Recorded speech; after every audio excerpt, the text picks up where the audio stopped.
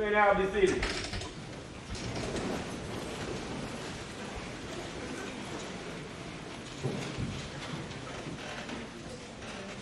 Yes, sir. Please court, Your Honor, before the jury brought in, I have a matter of law I'd like to deal with. Yes, sir. Your Honor, we've been informed by the Attorney General has been very accommodating. We tell him who he's going to call this afternoon or this morning.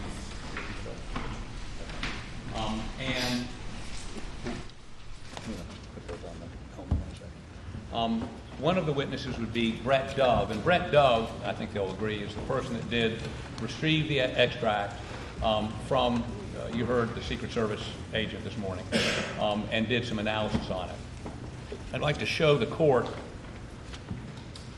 this working? Can I have the Elmo on?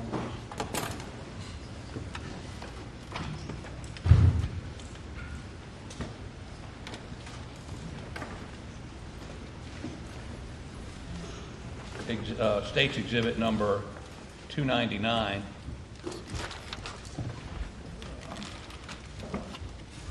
Where can I see that?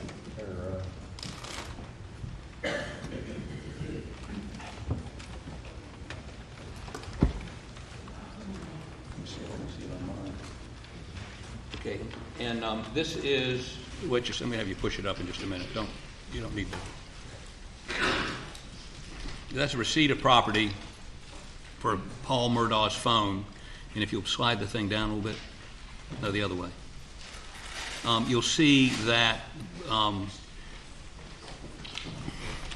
Bobby, what's his last name, Bancroft, received it from David Owens, who gave it to Bobby Bancroft, who then gave it to who? R. Kelly. Right. And then Paul McGonigal, we heard from this morning, gave it to, he was at the Charleston Sheriff's Office, gave it to, whose name is that?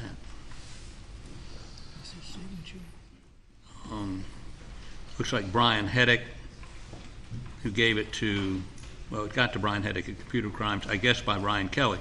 The point I'm trying to make, Judge, let me show you the second page, is there are a number of people in the chain of custody on this phone who haven't testified yet. As a result, if Mr. Dove is allowed to testify about the contents of the phone, which he received from Secret Service, we believe that breaks, that would not complete the chain of custody. All we're saying is call these other people, and I mean, they're not going to be long witnesses, to complete the chain, to authenticate that what exactly came out of that phone was the phone that was found at the scene on Paul Murdaugh's body. I don't know if this is complicated or not, but it seems to me that they ought to have to do that. Mr. Waters. Thank you, Your Honor. Just very quickly, as we look at the chain on and I'll take those, thank you, on Paul's phone, again, Mr. Conrad is going to call Lieutenant Dove here in a bit. We've had testimony from Jason Chapman about David Owen securing that phone. We've had introduction into evidence, Your Honor, without objection of both of these chain sheets. There was no qualification or objection to the information on these chain sheets, no hearsay objection or anything like that on both of these, which carried the chain all the way through. And then, of course, but we have testimony about the collection of that phone. We have testimony from multiple witnesses about the manner in which agents secure phones and the likely and the rest of that. And then we have testimony about that phone going essentially through a couple of couriers to Paul McGonigal, who just testified as to his involvement with that phone, as well as to his delivery of that back to Lieutenant Dove. And then you've had testimony from Agent Van Houten, who received that phone and analyzed it and then delivered that back to Lieutenant Dove. And Lieutenant Dove is going to be here to complete that chain. So if you look at the case law, and we do have some cases prepared if you need them. Where's the copies of those, please, Your Honor? This is not fungible evidence, and the case law is very clear, Your Honor, that chain, you don't have to call every single person that touched the evidence throughout the way, that it only needs to be established as much as is practicable, and I think we've done that in great detail. In any That's a critical question. Is it fungible or non-fungible? Is a cell phone fungible or non-fungible? If you look at the exterior, it's fungible. You can't tell one. iPhone 11 from any other one until you open it, okay? But is the phone that was found at Paul, is that the same phone? And that's why you have the chain. It was cracked open and they got the material from, they want Dove to analyze. It is, this is an iPhone 11, Your Honor. It's not Paul's. And Your Honor, again, Fungible or non-fungible? I'd say that it's not fungible, Your Honor. And again, I think we've had, it's clearly not fungible, and there's been Clearly not fungible. And you say clearly, what do you mean? well, Generally, when things are clear, then we don't have a debate. fair enough. That's kind of point. I strenuously object, Your Honor. I apologize. But anyway, Your Honor, when you look at something like cell phone evidence and you look at the class of types of evidence that are clearly fungible, those two are I think, different in the manner in which they exist and the manner in which they are. And I'm not aware of any case that's ever held a cell phone as to be fungible. It is a physical item. Additionally, this particular one, I'm sorry, John, what does that say? And additionally, this particular cell phone has a serial number and an IMEI that is specifically identifiable. The cell phones are not fungible. They are specific. They have specific identifying information like that. And so again, I think that given the weight of that and the weight of what we have established, we more than established the chain. No, chain of custody. I'm sorry. These, I'm sorry, I apologize. Your Honor, I note on this chain of custody, there's no serial number, there's no IME number, there's nothing on these documents. If you're happy, it's State's Exhibit 298 and 299. There's nothing on these indications. It says matter of fact, the description is Paul's cell phone. There's no identifying data on this whatsoever. And by the way, I think we've been sort of lax. We should have asked all these witnesses how they know it was this cell phone. They never testified to serial numbers. That's water over the dam, under the bridge. But perhaps I should have asked that. Well, and again, Your Honor, these came in without objection associated with testimony about that specific phone that people like McManigal and Agent Van Houten have specifically identified as associated with these chain sheets and with that specific phone. So again, I think that's a specific identification, and they are not fungible in that regard. Again, Cases that you said you have. Your Honor, and I've got a copy right here. This isn't specifically, may I hand it up to Your Honor? Yes.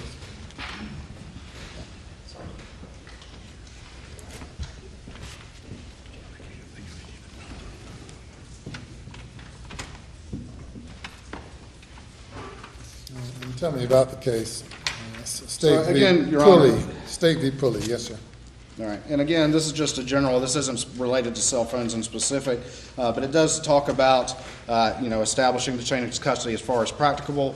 And again, it talks about where the evidence establishes the identity of those who have handled the evidence and reasonably demonstrates the manner of handling of the evidence, which we've had testimony as to both of those. Our courts have been willing to fill in gaps in the chain of custody due to an absent witness. Proof of the chain of custody need not negate all possibility of tampering so long as the chain of possession is complete. It goes on, Your Honor, and that, I apologize, that was from Head Notes 4, 5, and 6. It goes on to talk about a perfect chain of custody is not required. I think the evidence here on the whole has been more than sufficient to establish the chain. And additionally, even beyond that, I think that none of that precludes Lieutenant Dove to testifying about, given the foundation that's been laid, to testifying about the contents of that extraction pending any additional witnesses that will come in. I don't think that's precluded at this time either. He can still go forward and testify as to the extent of his testimony about that extraction, and certainly understanding that any additional witnesses are still forthcoming. So I don't think that precludes him from testifying as to the contents of that extraction.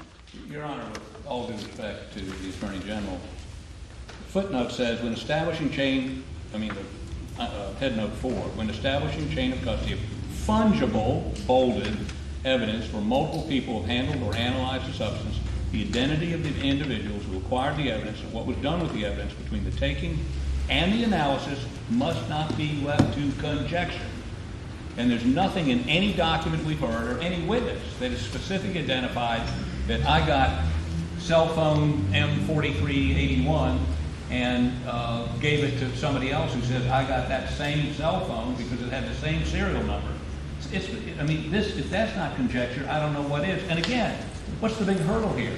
He's got 3 people he needs to call. Unless there's a problem with one of them, that signed this document that didn't have it. And I think that this is an important piece of evidence. And we ought to just require what's required by this case and every other case where there's a fungible item. Your Honor, again, going back to Head Notes 4 and 5, testimony from each custodian of fungible evidence, however, is not a prerequisite to establishing a chain of custody.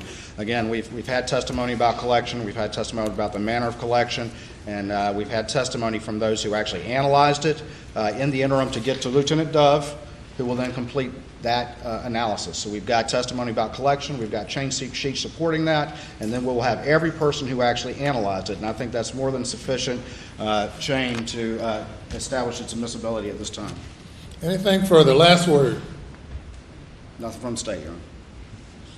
Nothing from the defense. All right. To the extent that this is a motion to exclude this testimony, the motion is denied. I do not believe that the portion of this case that State v. Pulley that says the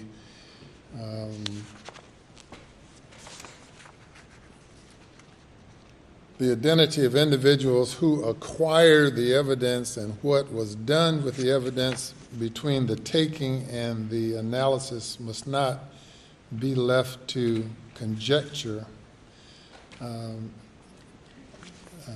I believe that a cell phone is not a fungible item, but it is complicated to the degree that there was analysis done with the cell phone, but the testimony, particularly the testimony of Van Houten, sufficiently establishes that this phone was not tampered with, could not be tampered with, and I believe that the state has sufficiently established a chain. Cases have held that a perfect chain is not necessary, and I believe the state has sufficiently established the chain of custody to the degree necessary that the next witness can testify. So I deny the motion, and the objection is noted for the record. Your Honor, make sure the record is complete. All due respect, we accept her from your ruling. It's noted for the record, yes. From the old school, I'm sorry. Yes, sir. Bring the jury. Your Honor, to be clear, we do have one interim witness before that witness will testify.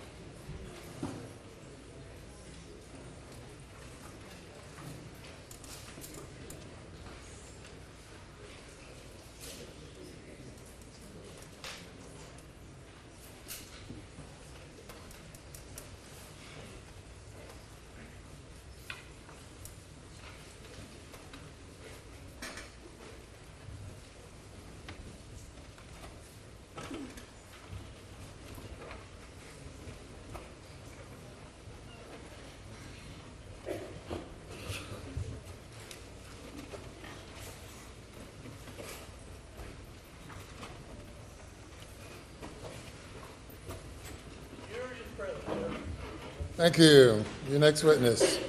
Thank you, Your Honor. The state would call John Bedingfield.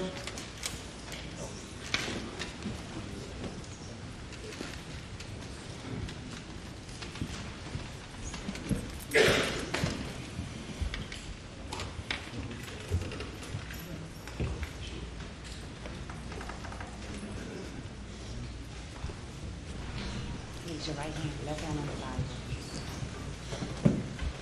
Do you affirm the testimony you're about to give the court in this trial shall be the truth, so help you God?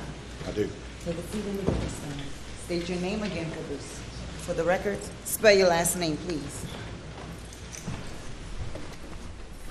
John Bedingfield, Bedingfield. Mr. Bedingfield, how are you doing today? Doing good. All right. Tell us where you live. Barnwell. All right. Tell us a little bit about yourself. You grow up there, or? Grew up there, born and raised in Barnwell.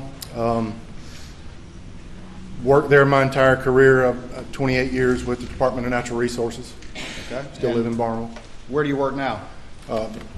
I'm the Region 3 captain, which is the Midlands region, Lake Murray, Lake Marion. Okay. And is that a law enforcement position? Yes, sir, it is. Are you a Class 1 officer? I am. And you said you've been with DNR how long? 28 years. Has that been the extent of your law enforcement career? Yes, sir. Are you still employed there? Yes, sir. Do you have any other businesses or any other economic stuff you're associated with? I do. Back in 2016, I got a federal firearms license to sell and manufacture firearms. All right. And tell me how you got into that. What led you to develop that? Is that like a side business? Side business is just a passion I had of working on guns and building guns. Decided to turn it into business. All right. And you mentioned federal firearms license. Is that what people know as an FFL? Yes, sir. All right. Just tell me very quickly what it takes. What does it mean to have an FFL? It means you can transfer firearms to individuals. You do a background check upon that sale or transfer. Okay. If you're engaged in sort of the commercial sale of firearms or as a business, do you need an FFL to do that? Yes, sir. All right, and that's different from private sales back and forth, is that Correct. correct? Okay. And with an FFL, does it come with an obligation to keep certain paperwork with regard to the firearms that you're involved in selling? Yes, sir, it does. And explain to me some of the paperwork that you have to get and some of the paperwork you have to keep when you're selling firearms with an FFL. When a firearm comes in to me, it gets logged into a log.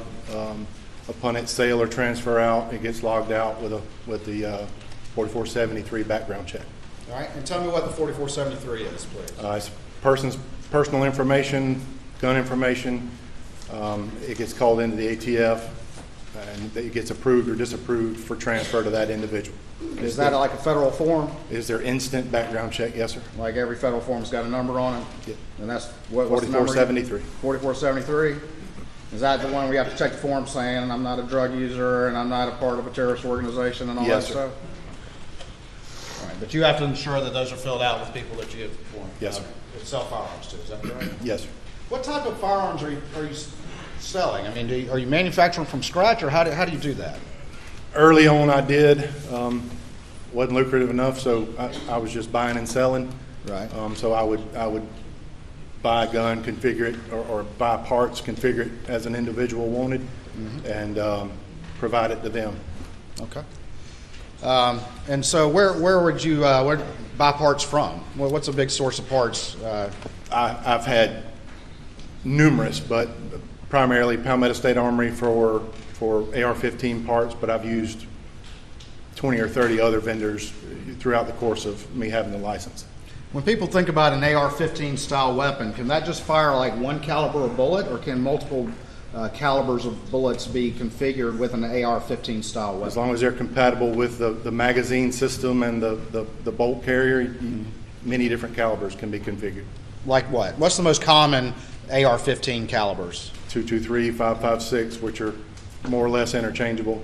300 Blackout, 6.5 Grendel. Okay. All right. And the most common one you said was 223 and 556? Yes, sir. All right. And then 300 Blackout is one you mentioned. Yes, sir. All right. Let me ask you this. Are you at all related to the defendant, Alex Murdaugh? I am. All right. And what's the relation? Our grandmothers were sisters. We're grown up with the Murdaughs as cousins. All right. So you've known him your entire life for a Yes, long sir. time? Okay. At any point in time, did the defendant, Alex Murdaugh, approach you about perhaps assembling or making some firearms for him? He did. All right. And do you remember roughly when that was? Would have been around Christmas of 16. Okay. And what was your conversation with the defendant over there about what he wanted you to put together? He was looking for a couple of guns for the boys to hunt pigs with. Okay. And did y'all have a discussion about what type of gun, what caliber, and that sort of thing? We did. I kind of steered him towards the 300 Blackout just because of its effectiveness on hogs versus a 223 or 556. All right. And just very quickly, between a Blackout and a 223 or 556, why did you suggest a Blackout as a more effective round than those? Larger caliber, larger diameter bullet, a little more knockdown power for pigs. So you suggested the Blackout. Did he agree to that? We did. And again, he wanted these for the boys to hunt pigs. That's right. Or hogs. All right. Was there a particular holiday coming up that he wanted them for? It would have been Christmas of that 16 Christmas. 2016? Okay. Did you ultimately assemble some firearms for him? I did. All right. And describe those firearms for us, how they were configured, what was on them. Give us some detail about them, please.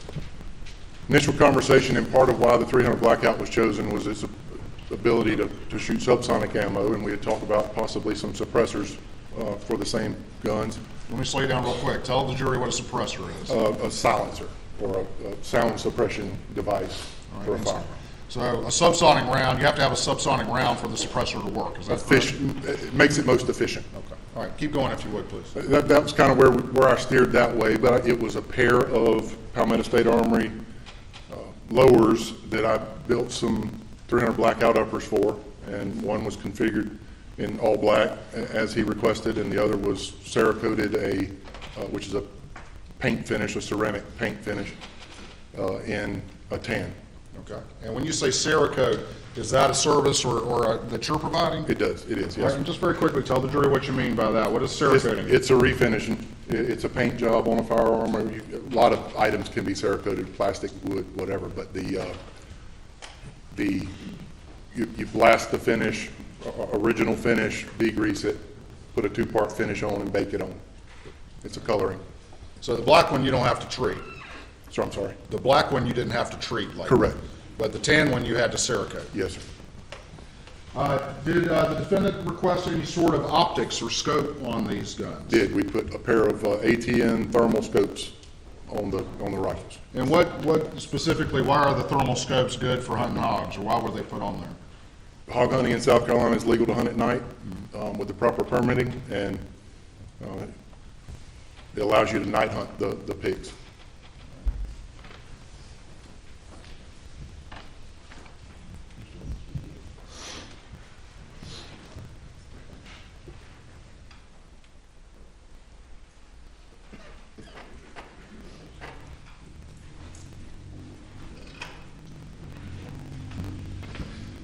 All right, Mr. Bedingfield, I'm going to show you what's been marked as Exhibit 302 for identification at this time, and see if you recognize that image right there. I do. All right, and tell me what that is. Those are the two 300 Blackout rifles I sold Alex. All right, those are the exact two in Christmas, is that correct? Yes. Christmas of Those would be 2016? the original two, yes, sir. Okay, and, all right, let me, Your Honor, this time I would move States 302 and the evidence, please. Let me put this on the Elmo real quick.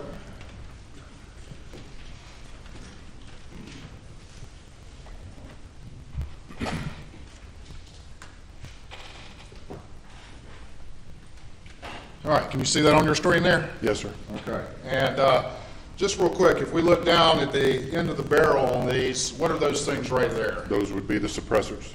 All right, and tell me about this image. How do you recognize this image? What was going on when this image was taken? That was the day I took the guns to Alec. I showed him, that's how I presented them to him. Again, the suppressors are still in my possession.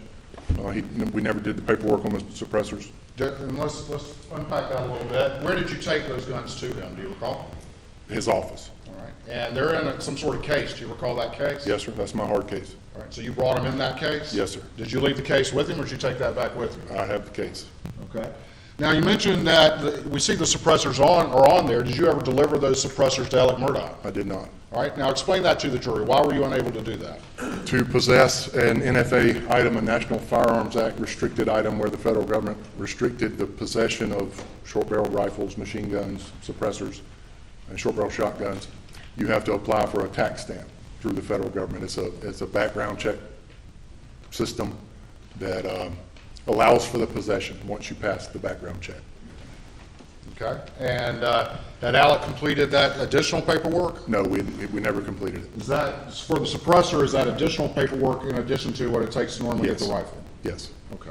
What was y'all's discussion, if any, about that paperwork and completing it and all the rest of it? We had some random discussions. I'd egg him from time to time, hey man, let's get the paperwork going, and he was going to put them in a trust, which is an entity which would own the items, and we never got it all put together.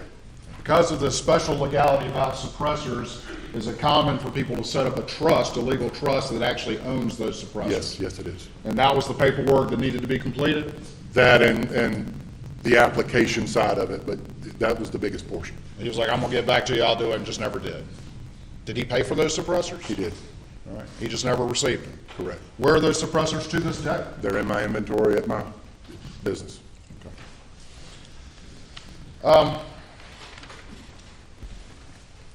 At some point in time, did you ever have another conversation with Alec about making another blackout? I did. And when roughly was that, do you recall? It would have been around April of that 2018. April of 2018, all right? And what did Alec tell you, what was your conversation with him about making a third blackout? That Paul had lost or misplaced his rifle and he wanted to replace it. Okay. And did you ultimately make him a third blackout? I did. Did this particular rifle, did you put any optic on it? I did not. All right. Did Alex say, don't put an optic on it because they already lost the other one? Yes. Those optics are fairly expensive? It can be, yes, sir. All right. And roughly how much were the thermal optics that we see on this particular picture that's on the screen, the exhibit I previously had admitted? $1,500 to $1,800 each. All right. So the third one did not have an optic on it? Correct. And did you ultimately provide that weapon? I did. All right. Well, tell me how you provided that. Did Alec pick it up or did somebody else pick it up? He did not. When I let him know it was ready, he said he was unavailable and Maggie would come pick it up. Okay. And is that what happened? It is. All right. And so tell me about that. Tell me about your interaction with Maggie when she picked that weapon up. She came to town. We met, did some paperwork, and she handed me a check and drove back to Hampton. You gave the weapon, the Yes, third sir. weapon? Yep. She would have completed the 4473 with me. All right. So you made 3 blackouts, excluding the optic, roughly in the same configuration. Maggie picked up that third one, correct? Yes, sir. All right. Let me show you some exhibits real quick. Show me guys.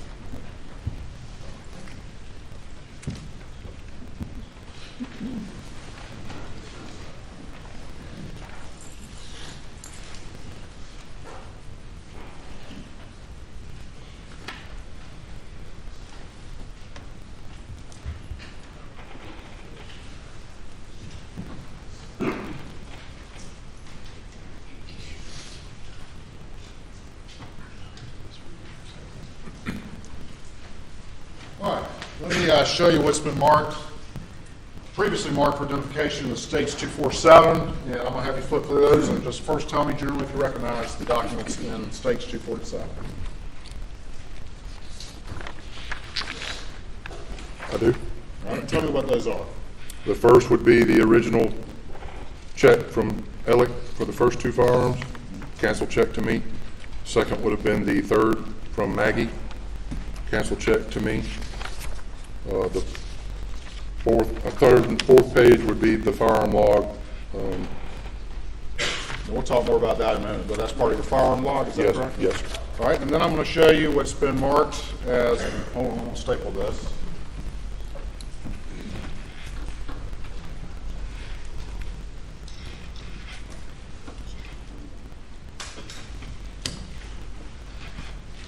I'm going to show you what's been marked as states 245 and see if you recognize this document.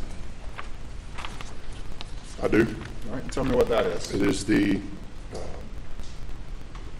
original 4473 from the first 2 firearms to Alec. All right, let me see this back real quick.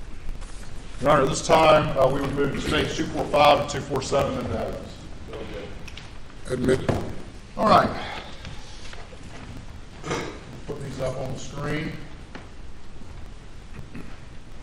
All right, this is States Exhibit 247, and we're looking now at the first page. Describe to the jury what that is, please. That is the cancel check from Alec for the original 2 firearms. For the original 2? Yes, sir. And what's the price on that, please? I can bring it to you if you can. I got it, $9,188. All right, and what's the date on that, please? I'm sorry? What's the date on that? 12/23/16. All right, and is this a record that you kept in accordance with your FFL obligations? The check, no, sir. We retrieved that from my bank. Gotcha. All right. Go to the second page of this exhibit. You recognize that. Tell me what that is, please. That is the check for the third replacement 300 blackout to Maggie Murdaugh. That's the check she wrote to me. All right, and what's the amount on that one? $875. All right, so the first one for two of them was $9,188, correct? Yes, sir. And the second one is only $875, is that right? Yes, sir. And it's the difference between those that the second one didn't have the optic and didn't have the suppressor. Is that part of the difference? Yes, sir. Okay.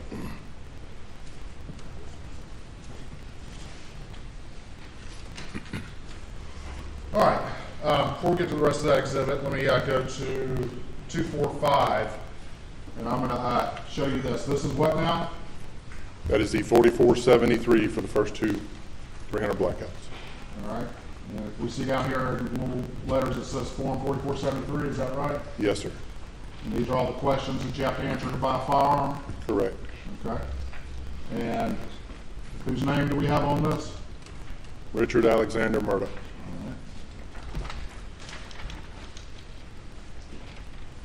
And then right here, what are these two things right there? That will be the serial numbers from each of the firearms. All right.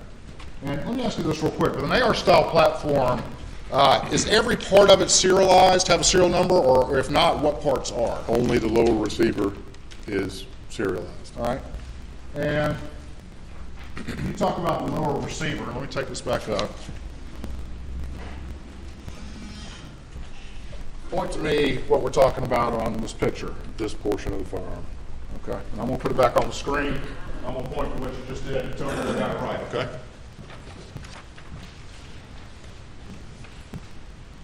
All right, so this portion right here is the lower receiver, Yes, sir. and that's the serialized portion, correct? Correct. All right. And finally down here, what do we have right there? The date, All right, what's the date on that? January 10th, 2017.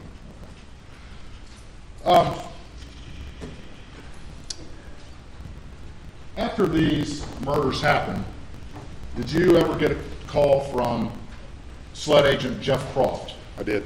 Is that somebody you knew prior to this? Yes. Knowing him from growing up in Barnwell or living in Barnwell? Through my law enforcement career, him at the county and our kids were in school together. Did you have a conversation with Jeff Croft? Yes, Did Jeff Croft ask you to provide him anything? he did. And what did he ask you to provide him? The paperwork you've just submitted, the 4473 and the canceled checks. When you initially responded, did you send him the paperwork for all three blackouts that you made for the defendant? Or Not just initially, I don't think so. I don't recall exactly. Just the first Just two? the first two, yes, sir. All right.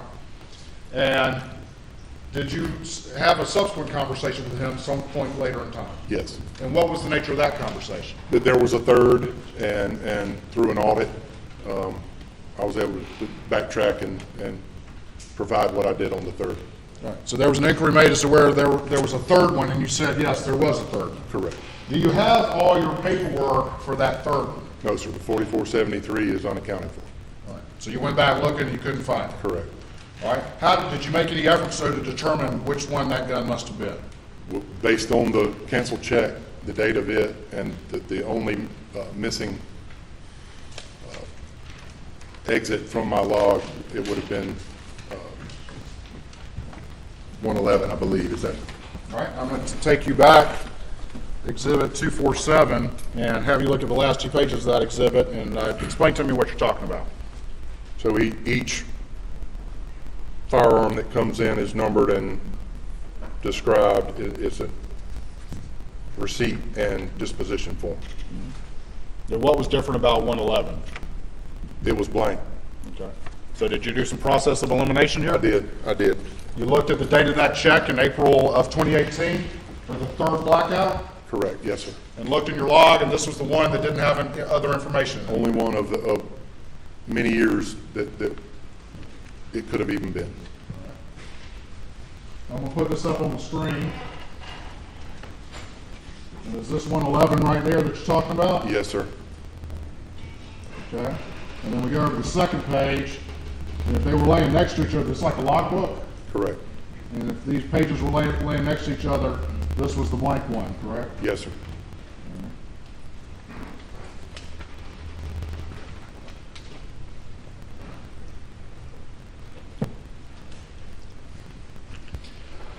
After you received that second communication with Jeff Croft, did you provide him that log paperwork that we just looked at? Yes, sir.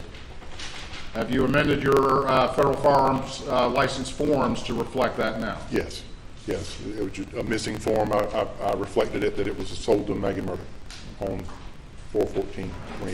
All right. How many blackouts, AR-style rifles, did you make for Alex Murdaugh? 3, And when was that last one made? 2018, April? April 2018. Hold on for me 1 second.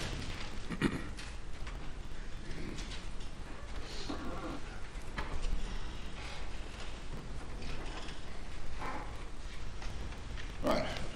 Thank you, Mr. Bedingfield. Answer any questions the defense may have, please.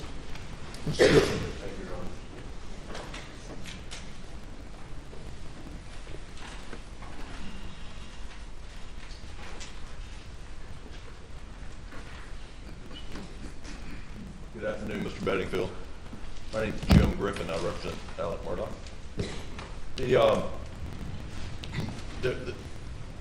I have Elmo back? Did I lose Elmo?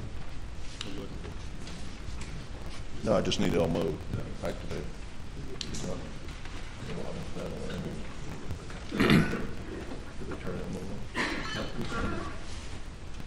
Still on. Elmo's still on. Thank you. It is. Mr. Bedingfield, these were the 2 300 blackouts that were sold to Alec for Christmas in 2016, is that correct? Yes, sir. And one was black and one was tan, right? Correct. And and you know which gun went to which son? I don't recall. All right, and then you built a replacement 300 blackout sometime, I believe you said in 2018, is that right? Yes, sir. And was that a tan one or a black one that It would have been black. excuse me? It was black. So The second one was, the third one, I'm sorry, was black. the third one was black. Yes, sir. So if the tan one was lost in this, then Mr. Murdaugh would have had, or his boys would have had 2 black 300 blackouts Yes, sir, I assume so. after 2018. Okay. Now, the original price was $9,188 for the 2 firearms that Buster and Paul got for Christmas in 2016, correct? Yes, sir. And that included the cost of the basic weapon, the AR, modified AR, the 300 blackout, correct? Yes, sir. And then it included the cost of the thermal night scope, Yes, sir. and you said that's about $1,500 each? I'm guessing at that, but yes, sir. Okay. And then so that's like $3,000 for 2 ballparking, right? And then the suppressors, how much are the suppressors? They typically, I don't remember on those, but they around $1,000 a piece. So that's another $2,000, so, but Mr. Murdaugh never took possession of the suppressors because it required some trust or some More paperwork. more paperwork. Okay. And but now the replacement that was purchased in 2018 was only $875. Did you build the replacement? Yes, sir. Did the price go down in 2018? Well, the lack of accessories and the Cerakoting was included in that as well. Slings on this rifle, on the ones we're looking at here, were included in the first one. So the stripped down model of was the replacement 2018 just stripped down model as basic as you could buy? Pretty much, yes, sir. Similar configuration. As far as I remember, it was a free-floated 16-inch 300 blackout. And you assembled the ones in 2016 and the one in 2018, is that right? Yes, sir. And did you get the component parts from Palmetto State Armory? I'm not sure exactly where they would have come from. The lower receiver would have been, yes, sir, but the upper components, I would source those out from different vendors. I'm not sure where they would have come from. And when you Well, let me ask you about the, I guess, the ejector. Do you know what that is? Ejector? Yes, sir. And is that upper portion, lower portion? Upper. And is it housed in a, would you put the ejectors in separately, or does that come? In a bulk carrier group. They would be already pre-assembled in a bulk carrier group. Okay, and do you know where you bought the ejectors for the 2016? No, sir. Do you know where you bought the ejectors for the 2018? No, sir. Okay. Do you keep ejectors in stock? I wouldn't, no, sir, that they would typically be already pre-assembled in the bulk carrier groups on AR-15 style guns. Right, but do you buy in bulk the pre-assembled? No, bulk sir. carrier? As someone requests something, I'll source it out, see where I can find it, and build it. Order parts to put together. Are 300 blackouts sold without having to have someone like yourself build it? Yes. Okay, and who carries 300 blackout if I wanted to leave here, go buy one this afternoon? I mean, The most common in the state of South Carolina is Palmetto State Armory. so they assemble That's them where and sell them? I was a dealer for them, and I was buying parts for them on a lot of builds as well. And how long have you been selling or building 300 blackouts? So I've been in the business since 2016, so there's a lot of other guns I've built as well. And this list that you had, I'm not going to go through it, but it is Exhibit 247. I'll just put it up on Elmo. All right, come in. So I don't mess it up. Thanks. And we don't need to publish anybody's name there, but are all those 300 blackouts or just various? Various 45 caliber 9mm multi for the lower, 410 shotguns, 243 rifles. Okay. Take that out. And you said these are used, and that you recommended that these 300 blackouts be used for hog hunting? Yes, sir. And is that, I mean, in this part of the state, are wild hogs kind of a nuisance to game management, property management? A severe nuisance, yes, sir. And explain that, please, sir. They do a tremendous amount of damage to property and crops in this part of the state. How so? They root, as pigs do, they root up crops and woodlands and yards. They're very destructive. And is that a common problem throughout the low country? Yes, sir. And have you recommended to a number of customers to 300 blackout to root out the nuisance Yes, sir. hogs? I have. Do you have any estimate how many 300 blackouts you've sold over the last 4 or 5 years? No, sir. I wouldn't. I've a little over 600 firearm transfers. I wouldn't know. Think it's more than 100? I don't know. It's a lot, but I don't know how many. All right. Okay. You mentioned that you and Alex Murdaugh are related, is that right? Yes, sir. How are you related? Our grandmothers were sisters. Okay, and does that make, and your I'll call us second cousins. We're cousins. your fathers were first cousins, right? Correct. Okay. And over the years, you spend time with Alec and the boys? I have. Not a lot with Alec, mostly with John Marvin. And have you been camping with Alec and the boys I think that'd be, Dad used to host a big camp every year? I have.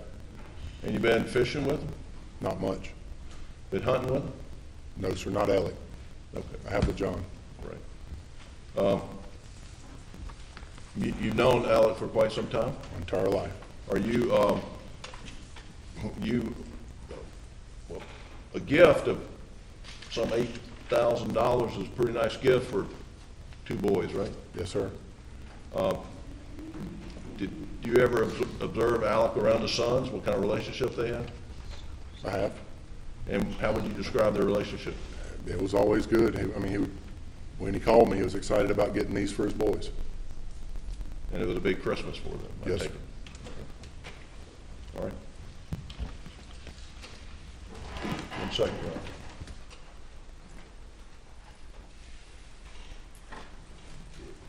Is it less expensive to buy a 300 blackout directly from Palmetto State Armory rather than have you build one? It can be, depending on configuration, And all any accessories that get added, and the, okay. All right, that's all the questions I have, Your Honor. very quickly, Your Honor. You mentioned that one of the services that you provide is the Cerakoting on the tin one, is that correct? Yes, sir. And that's kind of a painting process, painting and then bake it, is that correct? Yes, sir. And if someone has a gun, and is it just tan you Cerakote it, or are there multiple colors you can potentially Cerakote? Multiple colors. Multiple colors. So if you want to customize your firearm, you can take it to somebody and get them to Cerakote it. Yes, sir. And I can have a gun I've owned for 10 years, and I decide that I want to get it Cerakoted, and I can take it to somebody who can put it in the color that I desire. Yes, sir. It doesn't have to happen right at the beginning. No. All right, and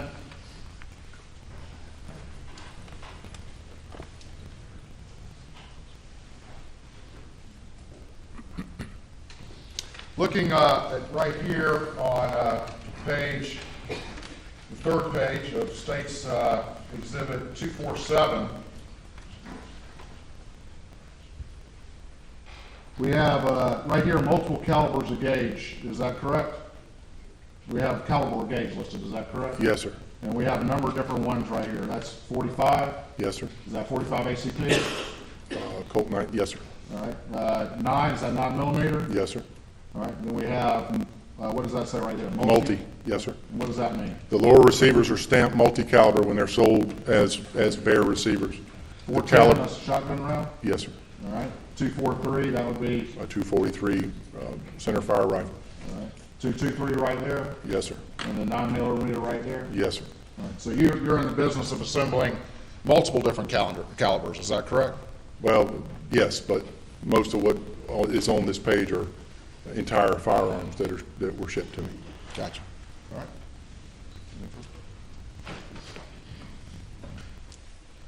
Stand by for me 1 second.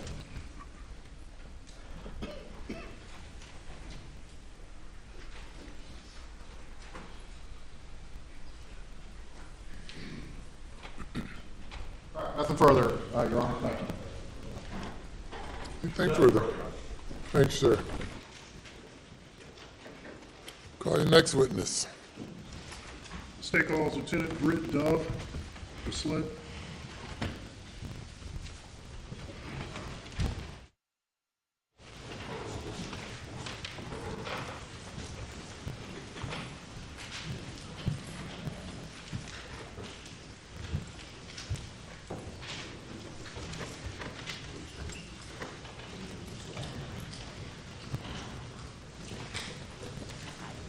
Raise your right hand and repeat after me. You affirm the testimony about the witness court in this trial shall be the truth, so help you God. I do. State your name again as you took the witness stand. Spell your last name for the record, please.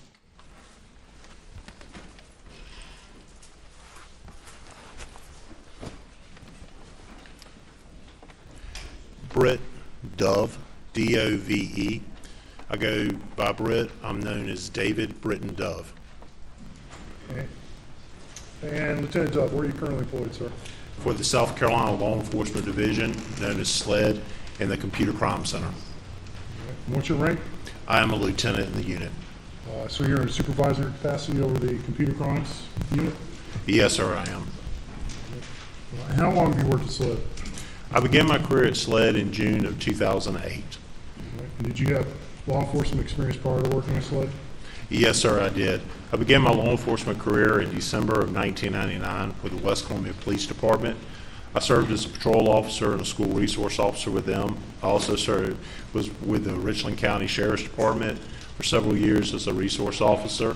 And then I came back to West Columbia as an investigator, handling family violence, elder abuse, child abuse, sexual assault investigations before coming to SLED. And since you've been in SLED, I believe did you just say it was 2008 when you started SLED? Yes, sir. What roles have you filled at SLED since 2008? When I began at SLED, I began as the undercover chat specialist dealing with internet crimes against children and also doing digital forensics, whether it be computers, cell phones, tablets, at the time GPS systems. From there, I moved into the role of working with file-to-file trading of child pornography and dealt with that. And then from there, I moved into the role of doing general investigations while continuing to do digital forensics before I became a supervisor. All right, you're a supervisor over computer crimes, is that correct? Yes, sir, I am. And just briefly, what exactly does computer crimes do at SLED? Computer crimes at SLED, they do several things. One, when local agencies submit digital evidence to us, whether it be a laptop, a tower, tablet, DVR, cell phone, servers, we will go and try to extract the information to look for anything that's relevant to the investigation. We also do handle some investigations. We also do internet and other kind of investigations, along with doing intrusion investigations on servers and ransomware. Okay. Now, you've talked a little bit about computer and phone forensics, and that's something you have experience in, is that correct? Yes, sir. All right. Give the jury a brief description, and we'll get into more details later as we go through some of the evidence, but what is computer forensics and what is phone forensics, and how are they different? Computer forensics, when we receive a computer, whether it be a laptop or a tower, it's going to be treated the same way. We're going to attempt to remove the hard drive from it, connect the hard drive to a physical write blocker, which is a piece of hardware that we connect it to. We also use a software write blocker. That way we can extract the information and get a bit-by-bit forensic copy of all the addressable area on the drive. And then that way, that's what we work off of, is that copy, so that we can then do not disturb the original evidence when we're looking to see what's on there. Cell phone forensics are a little bit different. You can't remove necessarily, especially with the newer ones, you can't go and remove a hard drive from the cell phone. So many times what we have to do is connect the cell phone to hardware devices, whether it be Celebrite, Gray Key, Axiom, or one of the other ones out there. Once we connect it, then we will extract the information from that and then work off that information that's extracted from that in order to do the examinations. All right. And have you had training over the years in computer and phone forensics? Yes, sir, I have. Can you briefly describe to the jury some of the training you've had? Yes, sir, if I may refer to my notes. I am currently a certified Celebrite operator. I'm a Celebrite certified physical analyst. I'm certified in advanced smartphone analyst with Celebrite. I'm certified with, used to be Black Bag, Mobilize operator. I'm certified as a blacklight examiner, and I've also received certification for Axon Investigative Certified Operator and Examiner. I'm currently a member of the Secret Service Task Force. I'm also a member of the FBI Cyber Working Task Force, and also the FBI InfraGuard, along with the South Carolina Internet Crimes Against Children Task Force. I've received training from Celebrite to receive these certifications and been tested on those. I've also received training with the National White Collar Crime Center for basic data recovery and acquisition, identifying and seizing electronic evidence, encryption, metadata and EXIF tags, electronic law enforcement seminars, basic computer skills for law enforcement, network intrusion response program, introduction to cell phone investigations, virtual currency, blockchain tracing and cryptocurrency anti-money laundering, and the future of preserving digital evidence. I've also attended the National Computer Forensic Institute with the Secret Service and received training in the basic computer evidence recovery, basic network investigative training, point of sale training, advanced forensics training, network intrusion response program, digital evidence investigations, MAC forensics training. I've also received training from Access Data, also known as FTK, and Internet Forensics. I've received training from Texas A&M, their School of Engineering Extension Services, through FEMA for forensic or digital forensics basics, network assurance, information security for everyone, cyber incident analyst and response. Also received training from HIDA courses at Atlanta, Carolinas, the social media resource investigations, Black Bag as technology, where I received training to become a certified mobilized operator. Also with basic technology for autopsy 8-hour online training, which is a forensic tool to use for computers. Intro to DEFR, the divide and conquer process. I've attended magnet forensics virtual summits for pattern of life analysis, timeline user generated activities. Virtual summit, taking a bite out of a Chromebook analyst. Virtual summit, taking the first steps into Windows and memory forensics. Virtual summit, the evolution of ransomware, attack, investigation, response, and prevention services. That's just to name a few. I have several more pages of them if you'd like me to read them. I think that should be sufficient for now, anyway. Have you been qualified as an expert in court before? Yes, sir, I have. In what areas? I've been qualified as a computer forensic expert and also as a cell phone forensic expert. All right. Approximately how many times have you been qualified in court? 6 times total. All right. Your Honor, at this time, the state would seek to introduce Lieutenant Dove as an expert in cell phone forensics. Defense. He's so qualified as an expert in the field of cell phone forensics. You may proceed. Thank you. All right, Lieutenant Dove, a few minutes ago you briefly kind of discussed the process of extracting data from cell phones. Is that correct? Yes, sir, I did. Let's get into a little more detail of that process. First of all, when you receive a cell phone in a locked state, are you able to access the files on that phone? No, sir. We're not able to access all the files on there. Why is that? Because with modern cell phones, when they are in a locked state, the files are encrypted on there. They usually use 256-bit encryption, and they're based with the Apple phone, for instance, they're based at a file level encryption so that you are not able to pull the file out and look at it until you decrypt it or unlock the file. All right. And once the phone is unlocked, you're then able to access the data, correct? Yes, sir, we are. What is a phone extraction, first of all, and then what's a phone extraction? A phone extraction would be us retrieving as much information, user information, off of that phone as possible. And then once we take that information, it's put into, depending on the software, a lot of times it's put into a zip file, and then we'll process that zip file with another piece of software to go through and decode and look at the information. Okay. And what kinds of information can you get from a phone via an extraction? There are several different types of extractions. One is an advanced logical extraction, which is kind of the surface level, what you would see on your phone if you looked at it. Then you have full file system extractions that go deeper, which will get hidden files that you may not see, like databases in there that will run in the background that you won't see, but yet it contains information. And then the ultimate is a physical extraction. Now, physical extraction involves things whether you're going to root a phone or you're going to jailbreak a phone. And what that means is, basically, I'm going in and removing all security features from your phone so that now it's wide open and something could happen to it, which we don't practice rooting or jailbreaking phones because it is a huge security risk for the owner. And I think you kind of mentioned this, but there are different types of phone extractions, correct? Yes, sir, there is. And just name a few of them.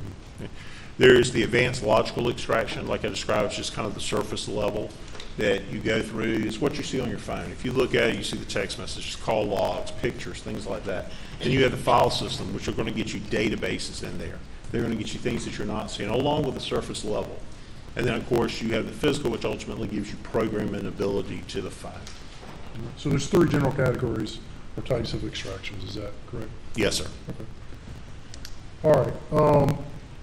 And imagine in doing this in your computer lab, you have access to multiple types of software to help you extract and process this data off these phones. Is that correct? Yes, sir, we do. All right. And what's some of the software you use to help you with these phones? Some of the software we use, we'll use Celebrite, whether it's their UFED Touch, which is a hardware device to extract information. They have a 4PC version, which is It sits on your laptop or your computer. We'll use that to extract. There's also Axon by Magnet Forensics that we'll use to extract stuff too. And then Celebrate also offers several other things. The one we'll use a lot is GrayKey, which we use to extract information from iOS devices or from Android devices. And how do you decide what software to use on what device? It really depends on what we're looking for and the state of the device when we receive it. If we receive a phone that we have a passcode to they're just looking for call logs and pictures, the investigator, sometimes we'll just use Celebrate for PC or Physical Analyzer, and we'll just do advanced logical extraction for them. Most of the time, though, we always try to get a full file system because there's additional stuff we can see and look at besides just that surface level stuff. So if it's an iOS and Android, sometimes we'll use GrayKey. If it's one of the other ones, sometimes we'll reach out to the Secret Service if we're not able to and use Celebrate Premium. And we'll talk in more detail about each phone later, but in terms of your testimony today, we're going to focus on 3 different phones. And that's Maggie's, Alex's, and Paul's. And you've been able to process all those phones in your lab, is that correct? Yes, sir, I was. Just for Maggie's phone, what types of software did you use to process her phone? For Maggie's phone, I used several different softwares. I did the extraction with GrayKey in order to get the full file system, like I described. That way it gets more of the databases, more of the surface level stuff. From that, I used Celebrate Physical Analyzer to go in and do the decoding and to analyze and look at the phone and the information on there. I also used Axon by Magnet Forensics. I used their tool to help validate what I was seeing with the Celebrate stuff. And why do you use the 3 different types of software in this? Why did you use 3 different types of software on Maggie's phone? GrayKey is primarily just an extraction device. It's a piece of hardware like a box that you would connect to, and it helps to extract the information. It doesn't do any of the decoding or any of the analyzing of it. I use Celebrate Physical Analyzer to go through to decode and do the analyzing. What I was finding on that, I want to validate that what I was seeing was being decoded properly and was right, so I ran through a separate piece of software so that I could see, and if it's getting the same information, then I know that both are decoding properly. So, for example, if you find a particular text or photo that has a certain timestamp on using Celebrate, you want to check on Axiom to see if it has the same timestamp. Is that something you'd look for? Yes, sir, correct. And what would that tell you if you saw they had the same timestamp? If it told me it had the same thing, they would have validated each other, that both were working properly and decoding the information properly.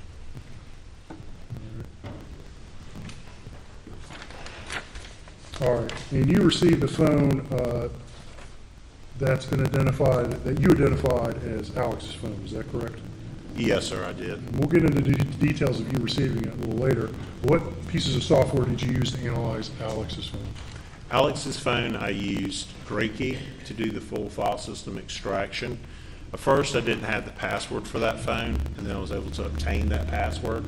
So I used it to the full file system, and then I ran it through Celebrate Physical Analyzer, and then turned around and used Axon to validate my results to make sure they were decoding properly. Okay. And Paul's phone, which you've had an opportunity to process as well, correct? When I received Paul's phone, it had a locked passcode that I was not able to bypass with GrayKey. At the time, the software version that was running on the phone, the model of phone, it would not get a full file system and would not obtain the passcode. So I reached out to the Secret Service because they had additional resources to see if we could use their resources to obtain the passcode and the extraction. And ultimately, that was successful, correct? Yes, sir, it was. And that was John Van Ouden with the Secret Service? Yes, sir. That was my point of contact. That's who I took the phone to and signed over to. And then I received the phone back along with a hard drive containing the extraction he had performed. All right. And circling back to Maggie and Alex's phone, you provided passcodes for those 2 phones, is that correct? Originally, I was provided a passcode for Maggie's phone. For Alex's phone, I received 2 phones at the same time on that case, or within a day or 2 apart. One was from him, had a passcode. The other one did not have a passcode with it. But I attempted, because we were creatures of habit, to use the same passcode on both, and it worked. Okay.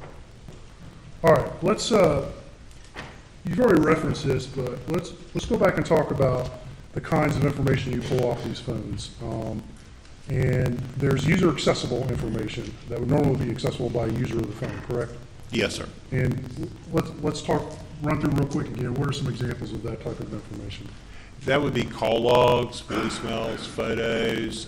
If you wanted to pull up and see things you had saved, like your alarms that you had on your clock setting, if you'd set any of those kind of things you would see on there. And in a nutshell, that kind of information, if you just open up the phone itself, that's kind of information you could go and see for yourself if you just went through the phone, correct? Yes, sir. All right.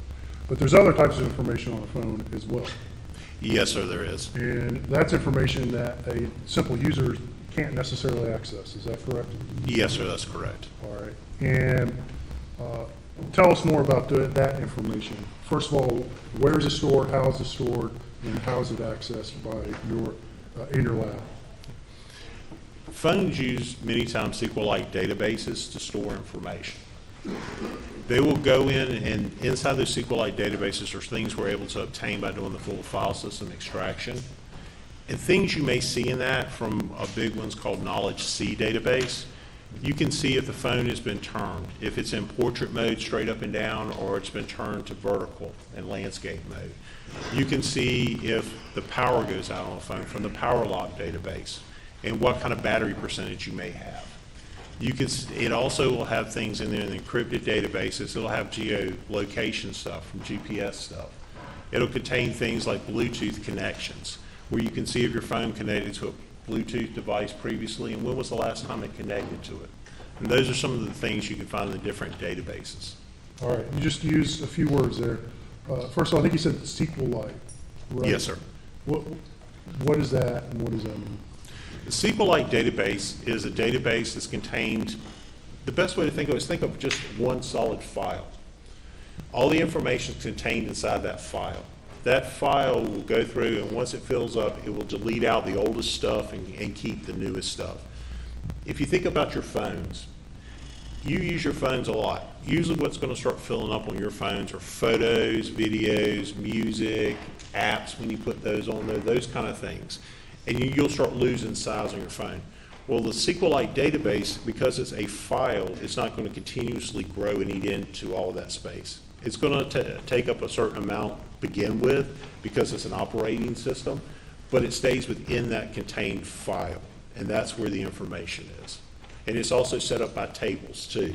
So you would have to go in and look at the different tables to be able to interpret the information. Okay. Now, those types of databases, I think you just said, are typically self-contained. Yes, sir. And they don't just keep writing to cover the entire phone memory, do they? No, sir. If you had a SQLite database like Knowledge C, for example, it's not, if you just continuously took your phone and went and changed the orientation of it, or you went and started doing things like plugging it into an outlet to charge up, or unplugging it, doing different things like that, it's not going to eat up all your memory in the phone. Your memory is going to be mainly eaten up usually by photos, videos, apps that you download, things like that. And is there a shelf life of this type of database information on a phone? Does it override itself after a period of time? Yes, sir, it does. Okay. And just generally speaking, how often is that type of database stored on a phone? How long is it stored, I should say? It depends. Depends on how much you're using that database. Some databases will do, it may overwrite information if you're using a lot within 2 days. If it's a location, like an encrypted cache database, it may hold it for 45 days. It's just going to depend on how much, because it's self-contained, it needs that room. So it's always the newest in, the oldest out on that database, and it goes through constantly doing that. So it depends, it really depends on how much you're using that database, whether you may see something that's 45 days old in there, or you may see something that's 2 days old or 2 weeks old. All right. And you mentioned a knowledge C database. Is that a type of SQL-like database? Yes, sir, it is. And what are some of the things you would expect to find in a knowledge C database? Many times with the Knowledge C database, you'll see different things where you may see orientation changes. You may see if somebody pushes a button on their phone, like a power button, or it used to be a home button in the old model of iPhones. You could see different things like that. You can also see things that it will also talk with the power log database where it'll show you the percent of battery life you have left. If you plug it in, you start charging it.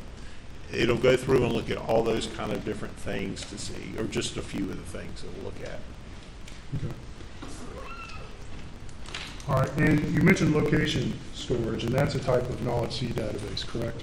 Yes, sir. All right, so it's not unlimited storage for location points on a phone, correct? Well, let me correct that. Actually, Knowledge C, you have all separate databases that do location.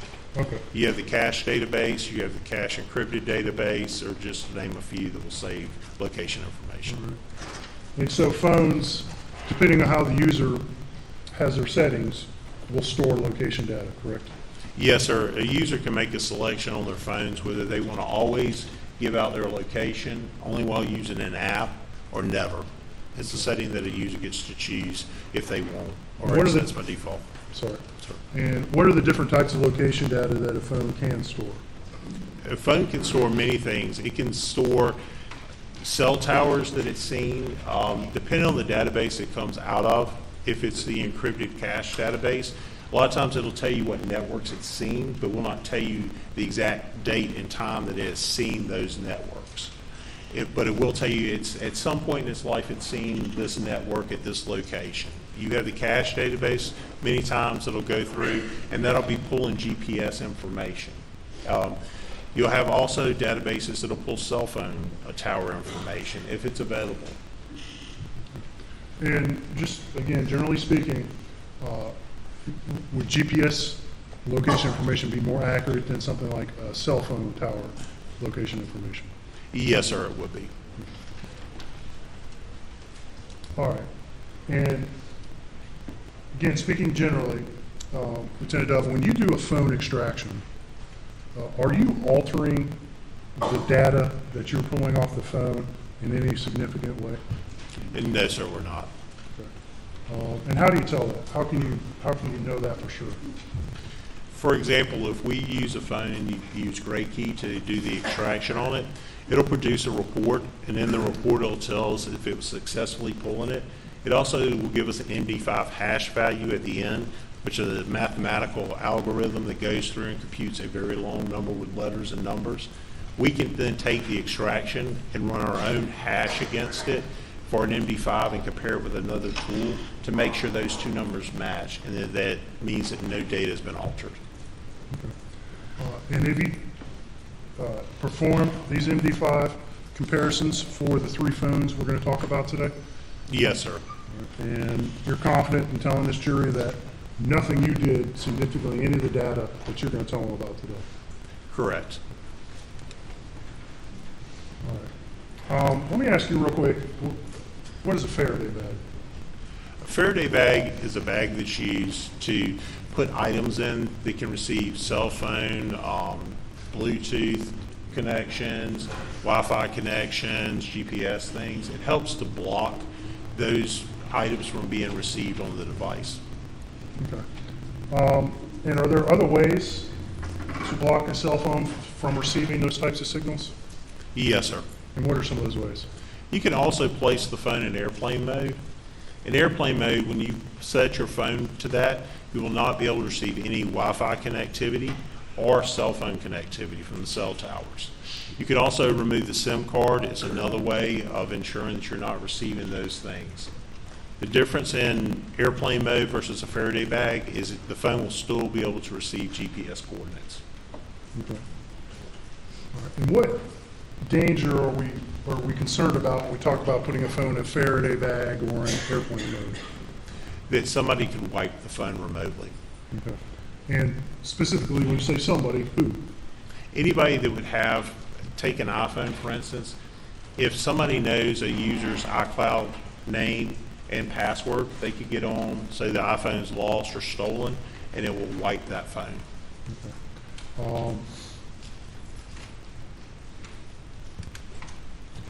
And so if somebody has to have the Apple credentials, if it's an iPhone, it would have to be that person who could wipe that phone remotely, correct? Yes, sir, that's correct. Well, let me ask you this. Is there a way for someone to remotely alter the phone in any way short than just a full wipe? You could do it by connecting a phone and doing an iCloud backup, for instance, with an iPhone. And then you would have to go through and remove whatever you wanted to, and then you would restore that phone to the previous iCloud backup you did. And then that way the phone would only go back to that previous state, and that's what it would show you. Okay. But is there a way to remotely, other than the process you just talked about, is there a way to remotely access a phone and, say, alter a call log, for instance? No, sir, not that I'm aware of. Or any other piece of singular data on a phone? Is there a way to alter it remotely? No, sir, not that I'm aware of. Okay. And in terms of policy, is for SLED, is it SLED policy to collect phones and put them in Faraday bag? No, sir. Is there a SLED policy that governs how to collect cell phones from a crime scene or otherwhere, or from elsewhere? The manual for evidence collection through the forensic lab discusses taking a phone and place it into airplane mode if available and removing the SIM card. All right, let's talk about time real quick. How does a cell phone time, how is it set? Let me ask you that. The Cell time you phone- see on a cell phone, how's it set? Cell phone time is set through the provider. Most of the times the phones will come default. They will auto set to whatever time zone you're in, along with your provider, whether it be T-Mobile, Verizon. It sets through their servers. That way they know how to bill people, and they can also check it for usage time too. And is a cell phone kind of like my oven where I set the time and a year later it's like 10 minutes off? No, sir, not usually, unless you went in and removed the auto times on it. But then you would see traces of that when you look at it, that somebody's changed the time zone. It will go back to the original time zone. Whereas if you drove from South Carolina to Alabama, for instance, right after you cross that state line, within a minute, your phone's going to update to that current time zone, which is an hour behind us automatically. All right, and so when we compare two phones and we compare events on two different phones that occur, either at the same or similar times, are those time references the same? Yes. And how are those time references synced? They're synced through the server. Each phone's going to be synced through the server individually, and then when you look at them, you can see what time zone they were set in, along with the reports, along with looking to see, and then you can always confirm if you needed to through like call detail records or something else if you want to go another step into validating the call logs versus what it's seeing from the cell phone provider. Okay. I'm going to show you, it's in evidence, in States Exhibit 204.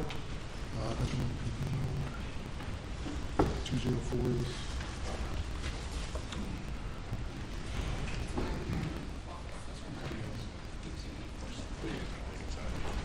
It's not ideal. It was introduced yesterday.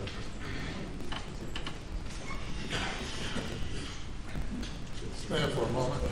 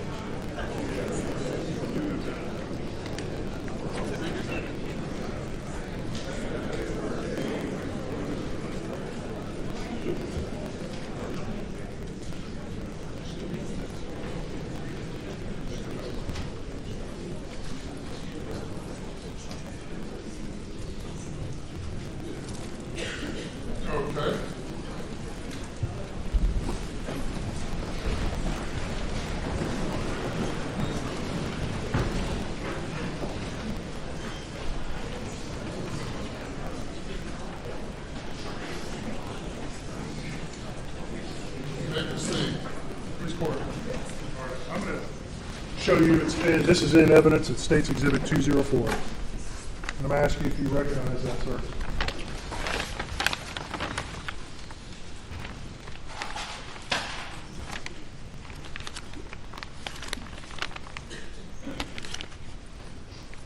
Yes, sir, I do.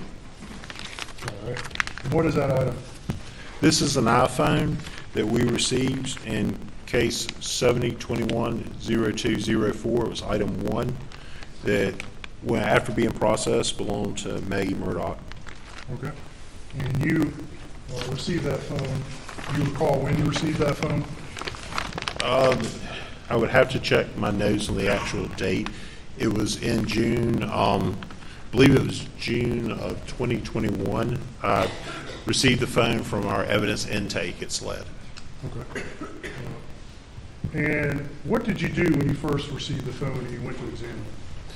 When I received the phone, I returned to our unit where our evidence vault is held. I logged the item in to evidence. One of the processes we have when we log items in is we take photos of the item as it comes in. If it's got a cracked screen to it, we'll photograph that. If it doesn't have it, we'll photograph that. Once the item then is photographed, we'll go through, we'll process the phone as far as for evidence, where we'll go in, we'll look at the phone, we'll pull the SIM card out if it hadn't been pulled out, we'll check the IMEI number, we'll log it into our system, we'll place stickers on the phone and on the bag itself. Once that's done, then we'll take it to our evidence vault and sign it into a shelf in our evidence vault. Okay. I'm going to show you what's been marked as State's Exhibit 277. Do you recognize that, sir?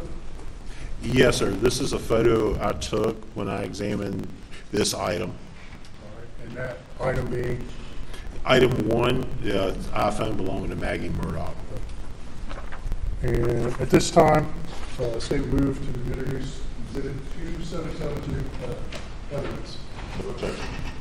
Submitted. Now I'm going to show this. Are we up on the other one? We are.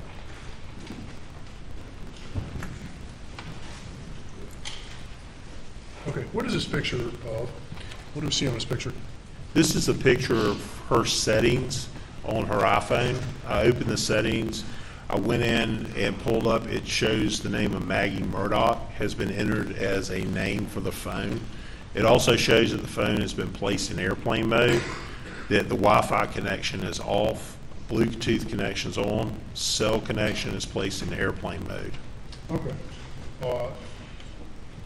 So this is a picture you took, correct? Yes, sir, it is. And did you alter any of these settings yourself? No, when sir. you access this phone? No, sir, I did not. And we see the phone's in airplane mode, correct? Yes, sir. And is that the condition you received the phone? Yes, sir, it is. And do you recall if it was powered off when you received it? It was powered on when I received it. But it was in airplane mode, correct? Yes, sir.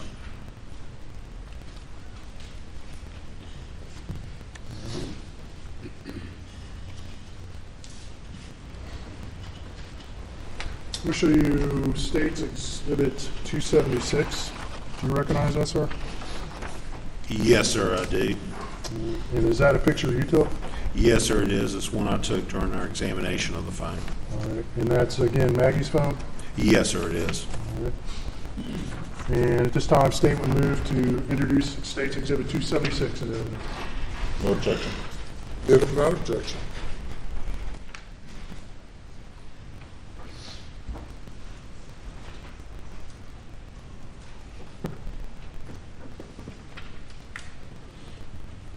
All right. And real briefly, what is that picture of? This is a picture of one of the screens on the phone that show the different apps on there. It also shows on there that there has been notifications received to those apps, such as CVS Pharmacy. It shows the little number 1 there, that has been received a notification to that app. All right. And when you see a notification like that, what does that mean to you? What does that tell you? That they have been, one, that they have their notifications turned on, because if you go through and set your apps not to notify you, then you won't receive them or see them. that a notification's been turned on for that CVS app, for instance, and that she has received a notification on there. All right, I'm going to show you, it's been marked as States Exhibit 275. And do you recognize that, sir? Yes, sir, I do. What is that? This is the location service from Maggie Murdaugh's phone. During my examination, I pulled this up, and it shows whether apps and different things, if one, location service was turned on, but then two, if it was always running, if it was only while the app was being used, or it was set to never. And at this time, State would move to introduce Exhibit 275 in evidence.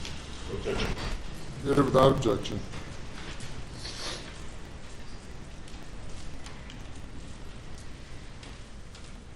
Okay, can you read that, Lieutenant Dove, on the screen? Yes, sir, I can. All right. And at the top, what is that? What do we see there? At the top of it, on the left-hand side, you see the time of 12:30 with a little triangle next to it for location services. Then on the right-hand side, you see the little airplane to indicate the phone's in airplane mode. Then you see the battery, and it's hard to tell on the screen, but I believe it's yellow, it looks like, on there, that it's a low battery. Then it's the location services. It shows that location services are turned on. Then it goes down through several different apps, not all of them, but then shows like AccuWeather is set to never record locations. You got Amazon, Alexa, that's always, the App Store only while using the app, the Apple Store while using the app, Apple Watch faces while using, Apple Watch workout while using, and BCBS toolkit while using. So these are user settings that presumably the owner of the phone would have set, correct? Yes, sir. Majority of the time, when you add a new app to your phone, it asks you, do you want to allow location services? Do you want to allow it all the times, only while using the app, or never? You can also go into your own settings and change those location services. Okay. And for most of these apps we see on here, it seems to say that location services are only used while using. What does while using mean? It indicates when you pull the app up and the app is in use, that's when it's recording the location that you're at. Whether it's running in the background or you pull it up and then close it completely out. So if no one is actively using a particular app, the phone's not going to record location data, correct? Correct, for that app, yes, sir. For those settings where it says while using, correct? Yes, sir. All right, I'm going to approach and show you Exhibit 278. You recognize that, sir? Yes, sir, I do. And what is that? This is a picture of Maggie Murdaugh's phone I took while I was doing the examination of it, and it shows the recent call log. At this time, I would move to introduce State Exhibit 278. Submit it.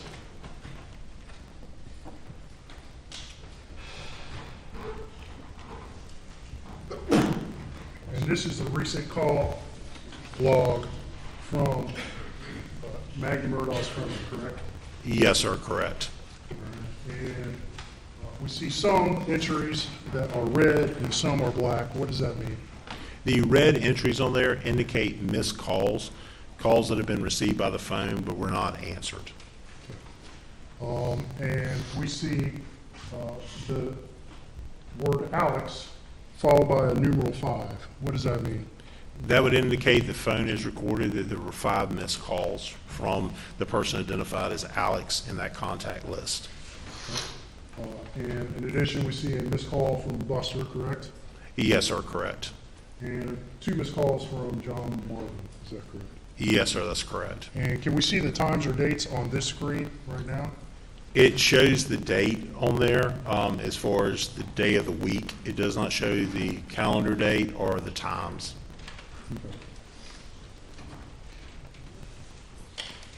And finally, I'm going to show you Exhibit 279. Do you recognize this? Yes, sir, I do. What is that? This is a photo of Maggie Murdaugh's phone. When I was doing the examination, one of the other things I did was open the messages to look at it and take a photo of that. And that's a picture you took, correct? Yes, sir, I took that photo. And so at this time, state would move to introduce State's Exhibit 279 into evidence. Okay.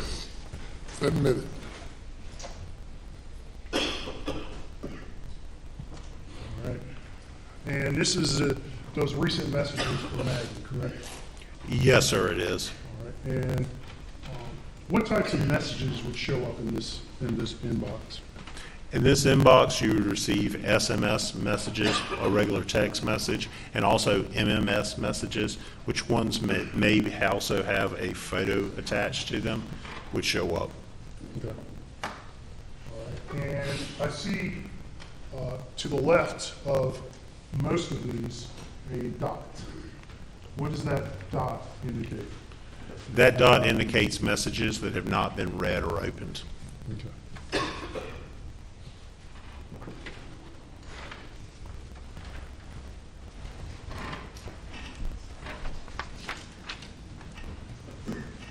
Okay. So after you took those processing pictures of Maggie's phone, what did you do? I continued to process the phone. I took the gray key extraction I did with the phone. I ran it through Celebrite Physical Analyzer, went through it, looked for information relevant that may help the investigators, also to see what kind of things were going on the day of June 7th, 2021. And then from there, after I finished that one, that's when I ran the extraction through Axon to try to see if I could validate what I was seeing. Okay. And you mentioned it, but this was a full physical extraction on Maggie's phone? It was a full file system extraction. Okay, full file system, okay. And you processed it in Cellbrite? Yes, sir. And does Cellbrite produce a full file system report? Yes, sir, it will. All right. And explain to the jury what that is and what it does. A full file system report from Celebrite is going to have everything that it can decode and then put in a readable format for you. It's going to give you things like your health database stuff, like to show you your steps that you're taking, your calls that you've made or missed or received, your emails, your text messages. It's going to tell you if you connect it to a Bluetooth device. It's going to tell you if you went and were in a certain area and you have geolocation information, such as GPS information. It's also going to tell you if you have mobile payments in there, where you can look and see what cards you had in your mobile payments. Just to name a few, it will pull thousands of pages of information if you ran a full one and pulled it. It'll also give you the configurations of apps, also give you the databases too in that report. Okay. And you just mentioned it, but a full Cellbrite report is rather large, correct?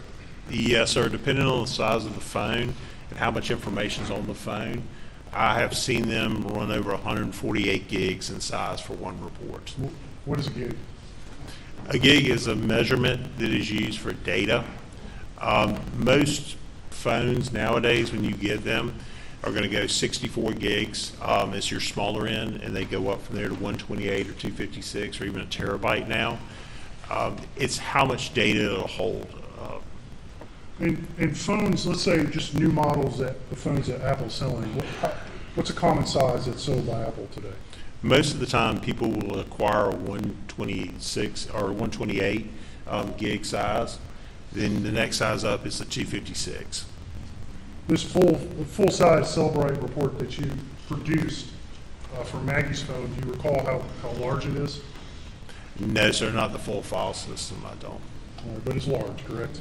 Yes, sir, it's, if I remember correctly, it's probably about 68 gigs in total size.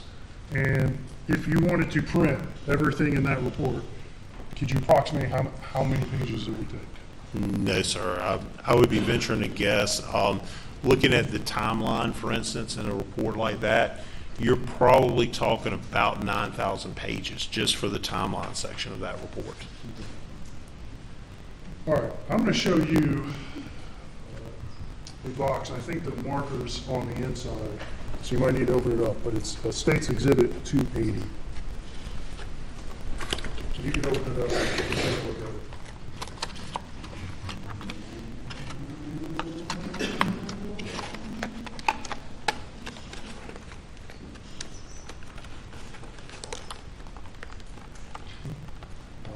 And what is the contents of that box?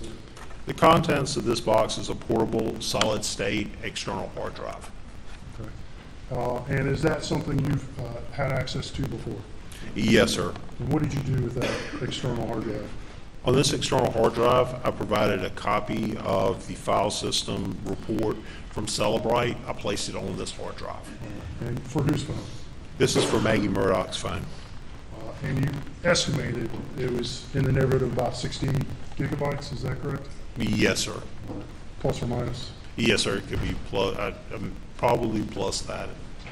And that represents the full file system that you pulled off of Maggie's phone, is that correct? Yes, sir, in a report format. And the phone's in evidence sitting right there in front of you. Is there any significant difference in the data that's contained on that phone and contained on that hard drive, other than the ability to access it? That's the only difference. Your Honor, at this time, State would move to introduce State's Exhibit 280 into evidence.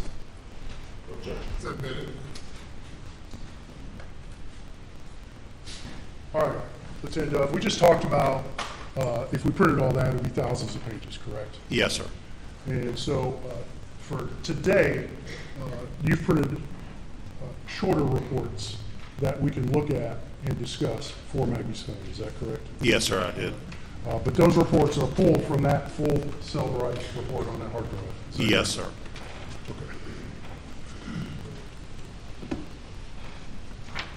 Okay, I'm going to show you something that's marked as State's Exhibit 281.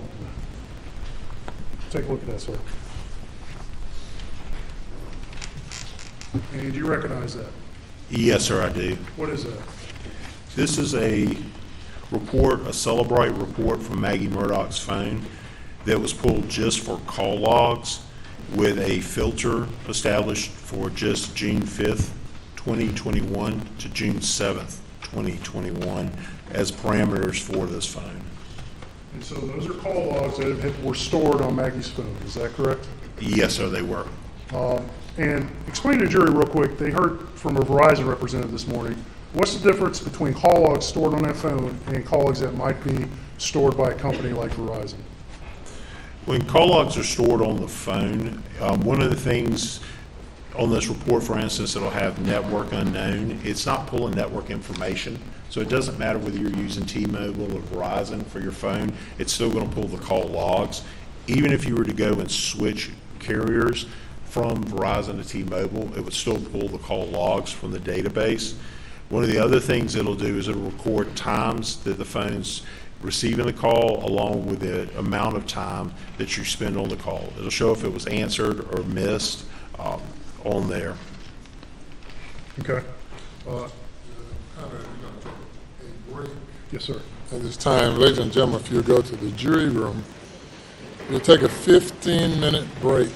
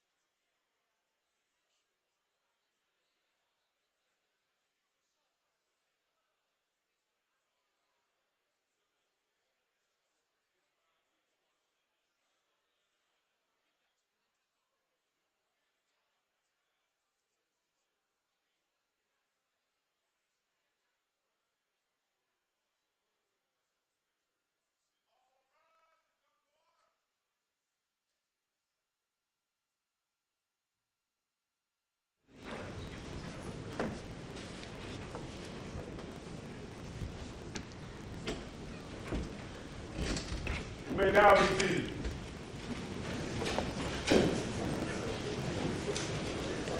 If you'll bring the jury, please.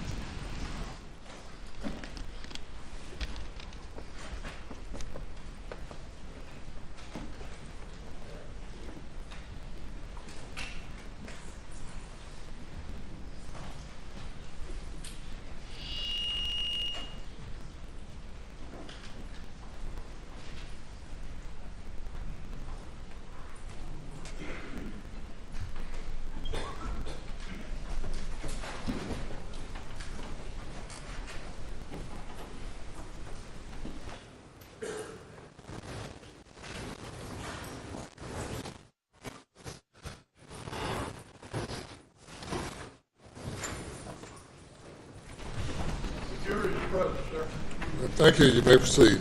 Thank you, Your Honor. And Judge Dove, I believe we were discussing State's Exhibit 281 before the break. Is that correct? Yes, sir, that's correct. And what was that again? This is a Celebrate report from Maggie Murdaugh's iPhone extraction. It has just call logs for the date range of 6/5/2021 to 6/7/2021. Okay. And I believe you said it contains information, the date and time a call was made, correct? Yes, sir, it does. Whether it was outgoing or incoming call, correct? Yes, sir.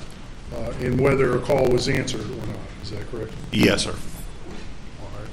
And at this time, State will move to introduce State's Exhibit 281 into evidence. Okay. Submitted.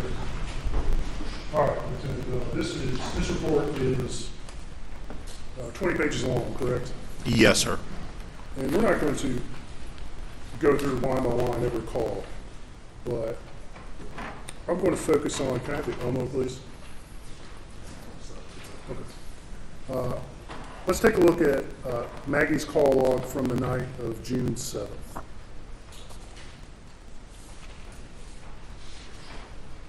All right, can you read that from your screen up there, sir? Yes, sir, I can read down to item 8 on that.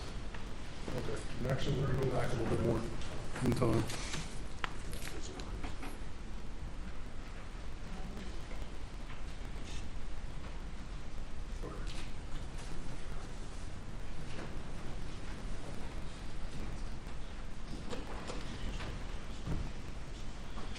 All right, and let's look at line 14 on this report. Do you see that, sir?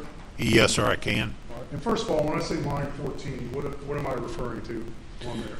On the left-hand side of the picture, there's a column, and when you build a report, it adds the numbers just to make it easier to keep track of in that report. If you added this report with another piece of item, whether it's text messaging or voicemails, it would change the numbers. Okay. And on line 14, what is that data entry? What does that represent? It represents a call that was outgoing on this phone. All right. And we see a number. Don't read the number, but we see a number and a name below it in the second column there. Is that correct? Yes, sir, that's correct. And what's that name? Barbara. Okay. And did you say that this is an outgoing call or an incoming call? It shows the direction as an outgoing call. Okay. Now, I look at line 13, and I see another entry that says Barbara. What is that? That is the same call. It's entered in two different databases, and it pulls from both databases because it's both call logs. All right. And so there's two databases for call logs on Maggie's phone? Is that what you're saying? Yes, sir. And just briefly, what does that mean? There's two different logs. There's several different SQLite databases in a phone, and it's going to contain the information in different places. One may be recent calls, one may be calls that are considered past the recent step that's set in the database, so that it's going to be in the call logs, but it's not going to be in the recent. Sometimes you'll see them in both databases, recent and the call logs. Okay. All right, and so what time is that call that you see on the entry there, lines 13 and line 14? At line 13, it's on 6/7/2021 at 7:50, 19 seconds p.m. -4 UTC. Okay, so that's 7:50 p.m. Eastern Time, correct? Yes, sir, it is. And in the next column, we see a number, and it says 2:46. What does that mean? That is the duration of the call. Okay. So at 7:50 p.m., Maggie placed a call to Barbara. Is that correct? That lasted 2 minutes and 46 seconds. Yes, sir, that's correct. And we see a slight time difference between line 13 and line 14. It's about 4 seconds. And that's just simply the different way the different logs record the data. Yes, sir, it's because they're going into different databases, so there is a lag in that. But your testimony today is, what is the exact time that call was placed to Barbara? That call was placed to Barbara at 6/7/2021 at 7:50, 19 p.m. Okay.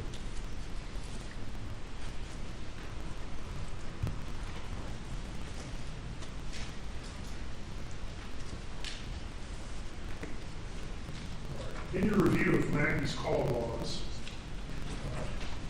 was this the last answer, or excuse me, the last phone call that was either dialed or answered by someone on Maggie's phone? I would have to check the logs again, but I believe so. I'll let you know that. Take a look.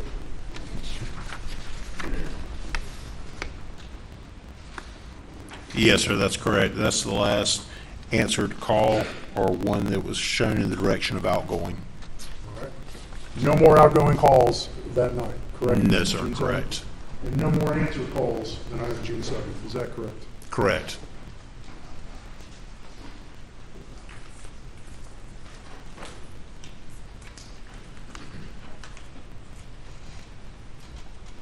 Okay.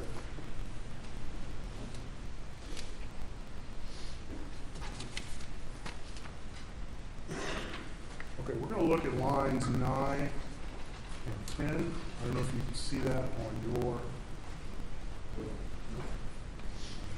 I got it reversed, my bad.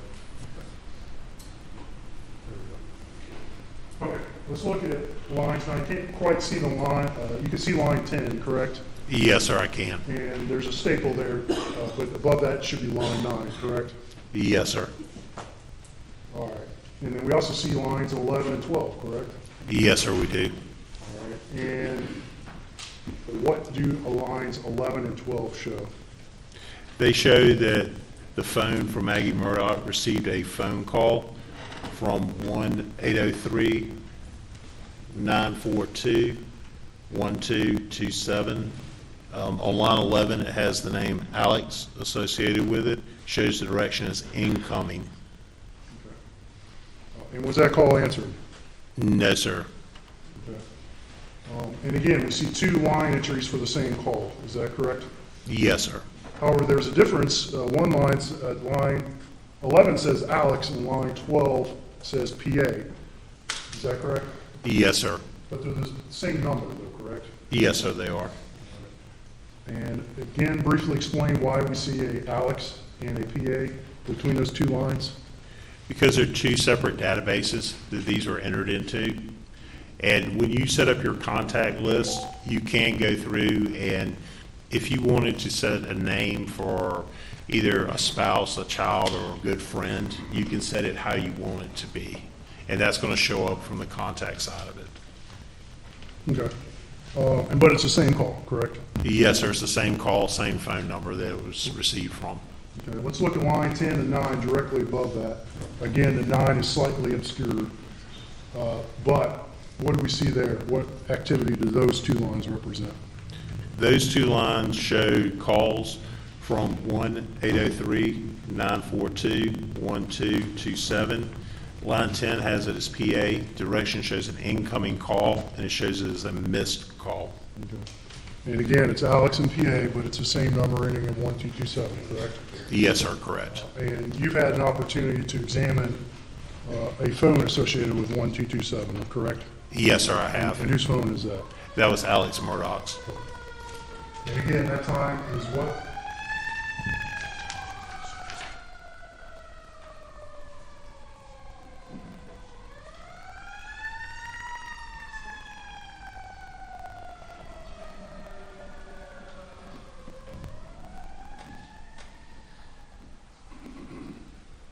All right, and the two times you see in line 10 and 9, can you read those times in those two blocks? And are they the same?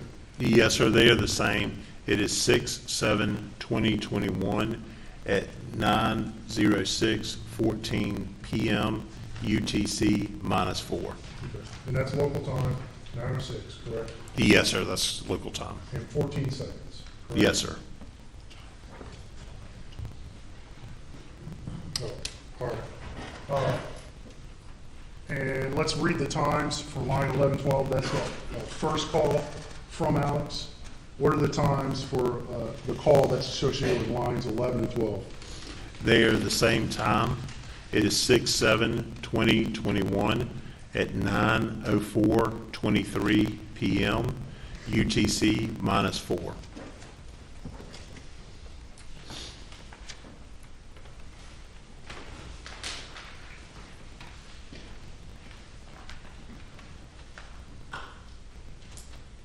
All right, we're going to talk about a few more lines here. Let's talk about lines 7 and 8 on this report. I mean, what does this information show? It shows a phone call of 1-803-942-1227. On line 7, it has the name of Alex. Direction shows incoming, and it shows there was a missed call received on 6/7/2021 at 9:06:51 p.m. UTC -4. All right. And again, those are two lines associated with the same call, correct? Yes, sir. And so just reviewing, within the space of about 2 minutes, you see 3 separate calls from Alex's phone incoming into Maggie's phone. Is that correct? Yes, sir, that's correct. And after that 9:06:51 call on line 7 and 8, what's the next call you see on this log? Moving up the call log, the next call I see is from 1-803-942-1227. On line 5, it has the name of Alex. The time received on that call is at 9:45:32 p.m. UTC -4. All right. And that's lines 5 and 6, correct? Yes, sir. For the same call, correct? Yes, sir. All right. And finally, let's talk about lines 3 and 4. What information do you see there? On lines 3 and 4, they're the same call from 1-803-942-1227. On line 4, it shows it as PA. Direction is an incoming call, and it was received at 10:03:58 p.m. UTC -4 as a missed call. All right. And to clarify, these last 5 calls from Alex, were any of them answered? No, sir. And previously, we looked at pictures. When you took pictures of Maggie's phone, you took a picture of her call log, correct? Yes, sir, I did. All right. And I'm showing you again, I'm going to put it up on the screen. It's been admitted, Exhibit 278.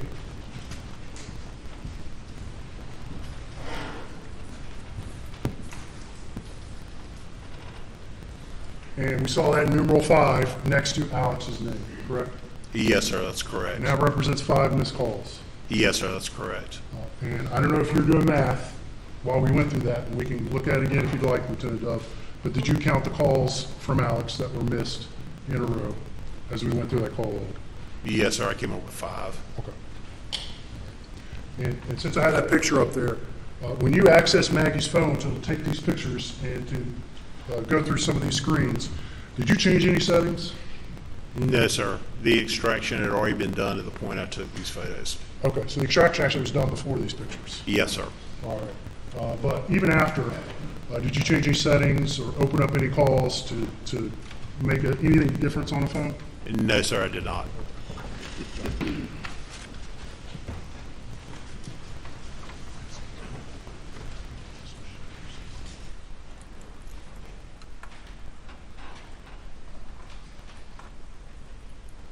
And just looking at Maggie's call log on the phone itself again, this is still 278. We talked about calls with Barbara that were 7:50 p.m. on the call log, correct? Yes, sir. And looking at this screen, we see a call before that, before Barbara, is that correct? Yes, sir. And who is that name on that call? Marianne? Okay. And was that a completed call? Yes, sir. It shows as a completed call, not a missed call. Okay. And can you look at the screen? Maybe you can't. Can you tell from the screen itself whether it was an incoming or outgoing call? No, sir, I cannot tell for sure with the Before- screen. If we looked at it on the call log we just talked about on Exhibit 281, you'd be able to tell that information, correct? Yes, sir.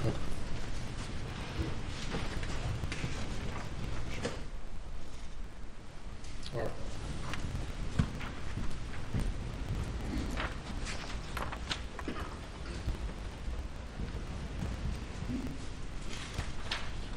Okay, so let's move on.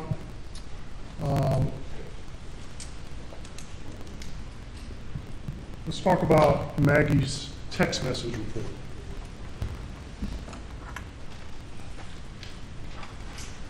I'm going to show you something that's marked as Exhibit 282. Do you recognize that, sir? Yes, sir, I do. What is that?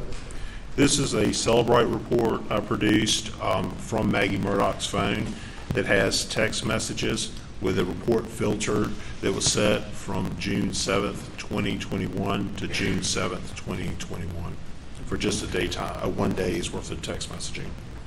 And what kind of information does that report have on it? General information it has, on the beginning of the report, is going to have information about the device as far as the Apple ID and what the name is that's associated with the phone, the type of phone, just general data as far as device information.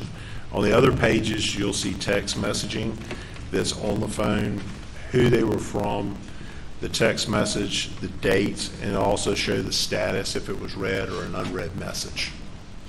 And when you look to see if it was read or unread, if a message had been read, would the phone record that time and date the message was read? Yes, sir, it does. At this point, the state's going to move to introduce State's Exhibit 282. Submitted. Thank you. All right.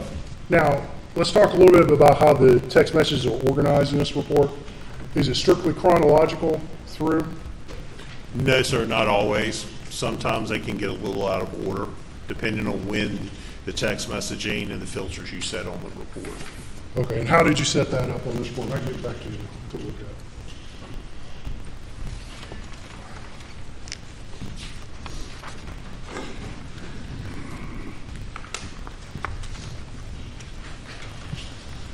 On this report, it appears to have pulled chronologically, but it's also pulling instant messages versus chat messages, and they are coming from different databases. Okay. So if it came from a different database, it's separate, but if but all the SMSs should be in chronological order, correct? Yes, sir.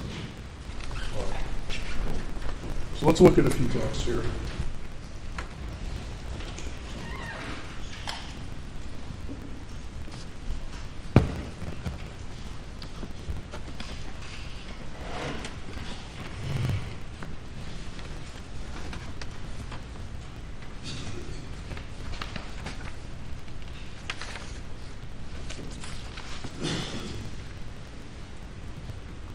Okay.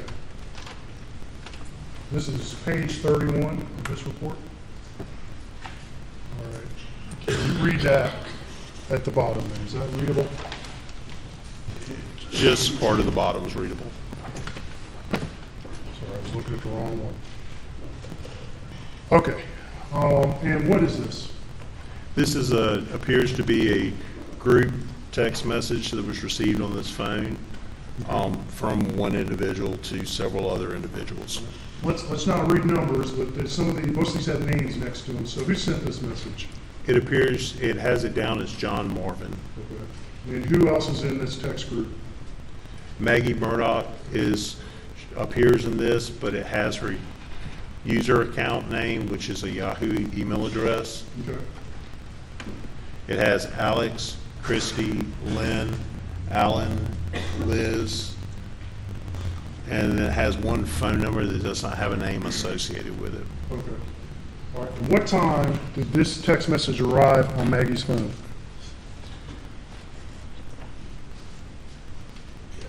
It appears that the text message was received 6/7/2021 at 8:31 p.m. UTC -4.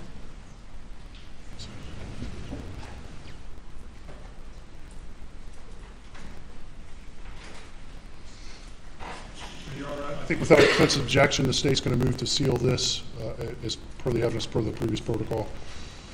Your Honor, I understand that's just protect the phone numbers and email addresses of the other folks on here. We have no objection. Is that correct? No objection to sealing the phone numbers, Your Honor. Okay. All right. Now, look, real quick, what time did that text arrive on Maggie's phone? It shows at the bottom of it at 6/7/2021 at 8:31 p.m. UTC -4. Okay. And was that text message read? Yes, it shows it as read. Okay. And what time was it read? It shows it as read on 6/7/2021 at 8:31:16 p.m. UTC -4. So about 16 seconds later. Yes, sir. Can you read this text message, please? Yes, sir. It says, I plan to go over to visit Dad tomorrow afternoon. Is anyone else planning to go? All right. And that's from John Marvin, correct? Yes, sir. And we're not going to go back and look at the previous text in this thread, but what is the general topic that they're discussing, just for context for the jury? It appears that they are talking about going to visit Dad tomorrow and trying to find out if anybody else plans to go over with them at any time. And this is a response to a series of texts about Randolph, Alex's dad, and his health, correct? Yes, sir.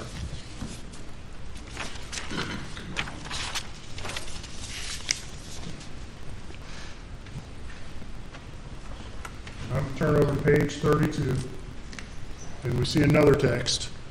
And this is that same text group, correct? Yes, sir, it is. And this is another text that arrived on Maggie's phone, correct? Yes, sir, it Who did. sent that text? It looks like Lynn G. All right. And what does it say? It says, I'm in court all week with an emoji. Okay. All right. Was this text read? Yes, sir. It shows it as read at 8:49:27 p.m. UTC -4 on 6/7/2021. Okay.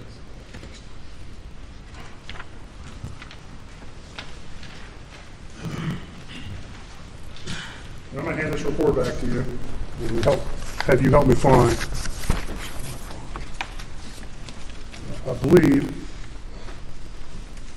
Maggie receives a text later, and it might be from Rogan. Could you find that text in there for me, please?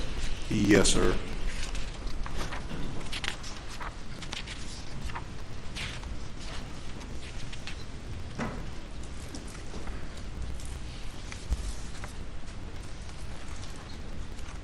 Yes, sir. I've located it. Okay, what time did that text arrive on her phone? That text arrived on 6/7/2021 at 9:34:14 p.m. UTC -4. Let me see.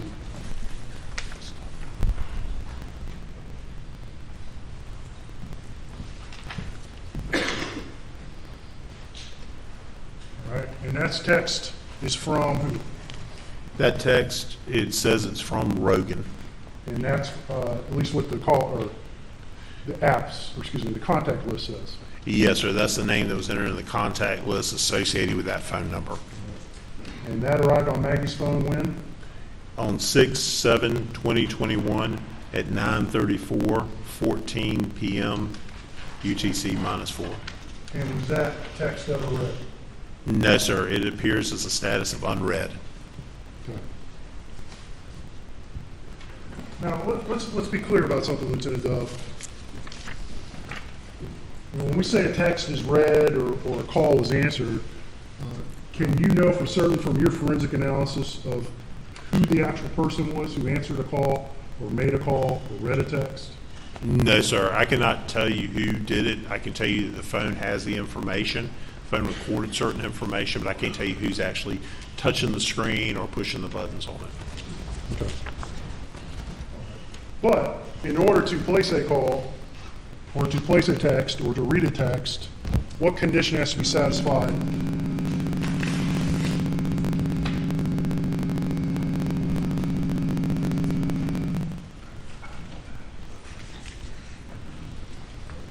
All right, we'll continue for now. Where was I? What condition has to be satisfied in order for someone to make a call on a phone? Unless you're making an emergency call, like a 911 call, you would need to know the passcode to be able to unlock the phone to get to the contact list or either to the number pad to dial the number. All right, so you need to know the passcode, correct? Yes, sir. To unlock the phone, correct? Yes, sir. And are there other ways to lock these phones or unlock these phones? There's also, too, with iPhones, which this one was, there's the biometric way of doing it. If you set a face unlock, where instead of having to enter your passcode every time, you can look at it, the camera will activate, and then it'll unlock via your face.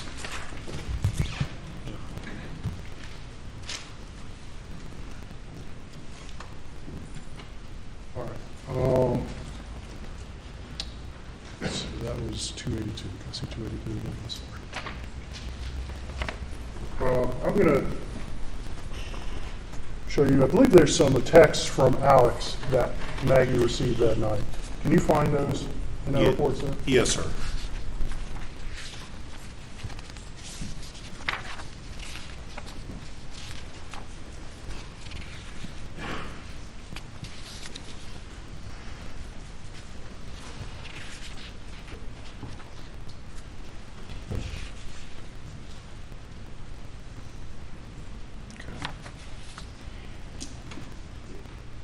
Yes, sir, I found the text thread.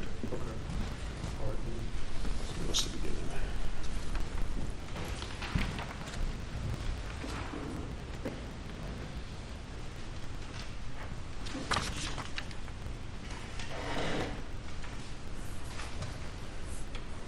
All right, let's look at page 16. And can you read that, sir? Are you referring to the bottom text on that one? Yes. Yes, sir, I can. Okay. All right, and who's that text from? It's from Alex. All right, and it was sent to Maggie's phone, correct? Yes, sir, it was. At what time did that arrive on Maggie's phone? It shows 6/7/2021 at 9:08:58 p.m. UTC -4. And was that text ever read? No, sir, it shows the status is unread.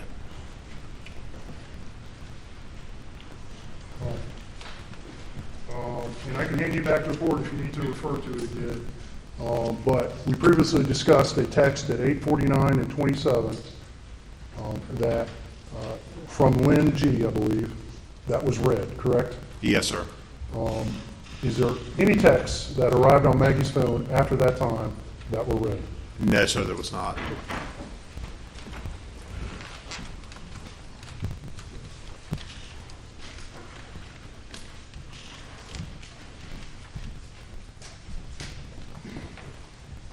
Okay. And I'm going to hand you, it's been marked as State's Exhibit 282. And I'm going to ask if you recognize that, sir. Yes, sir, I do. What is that? This is a Celebrate report that I produced from Maggie Murdaugh's phone. It has on there device events from her phone with a date range filter placed on it for the day of 6/7/2021. Okay. All right. And what kind of information is contained in that report? In this report, it's going to have different information in there as far as activity. It'll have location information in there. It'll also have whether the phone was unlocked, if it was locked, if there's orientation changes. It'll also pull if it was plugged in, whether to a car or to the wall to charge. And most of this is information that's stored in those databases we discussed previously, correct? Yes, sir. Most of this information is in the Knowledge C database. Okay.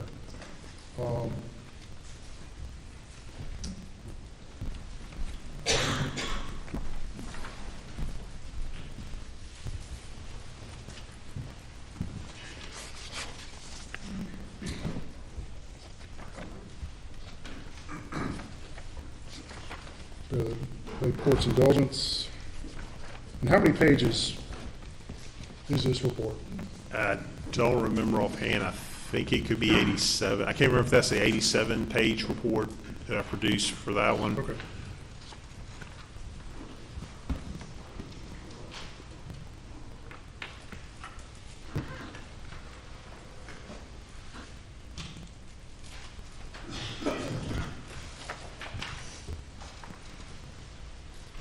I'm going to direct your attention, if you can read that, to line 4336. Do you see that at the bottom, sir? Yes, sir, I do. And what information is contained on line 4336? It has, the first column has the number, then it has device events. The next column that's populated has a date of 6/7/2021, 8:17:15 p.m. UTC -4 start time. Then the two columns over, it has unplugged, and this information was obtained from the Knowledge C database. What does unplugged mean? It would indicate that the phone was unplugged, whether from a vehicle or from a wall, or a computer that it was charging.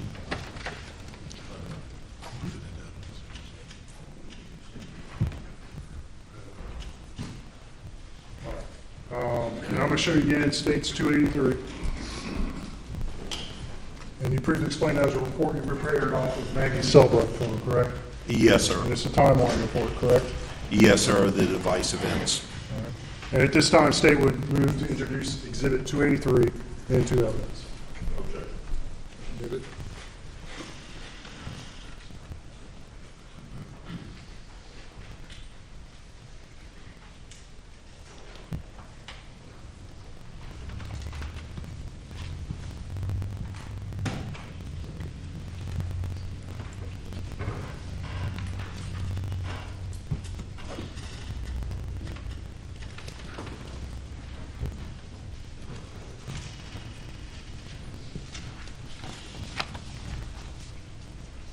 Okay, I'm going to direct your attention to line 4354. Can you see line 4534?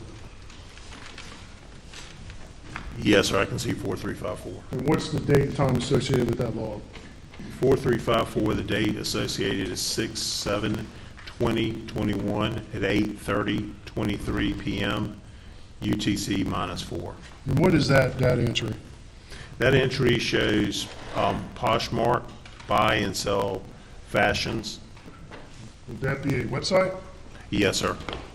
And what does that indicate to you was occurring on this phone at that time? That it was possibly running in the background. Okay. Would this be a website that had been previously accessed on this phone? Yes, sir.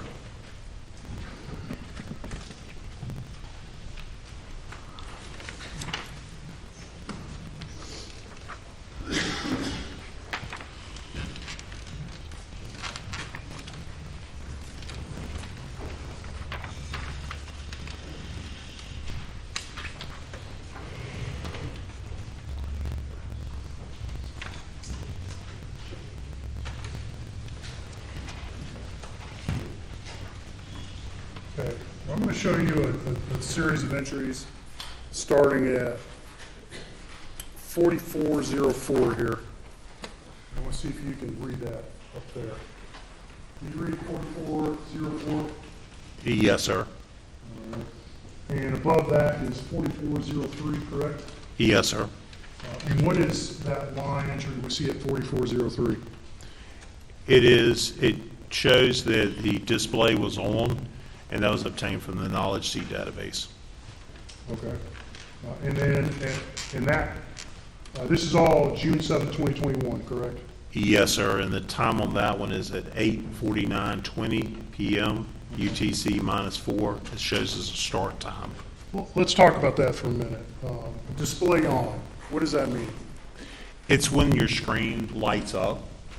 It's the easiest way I can describe it, and there can be a variety of reasons why it would light up. All right, well, let's talk about some reasons.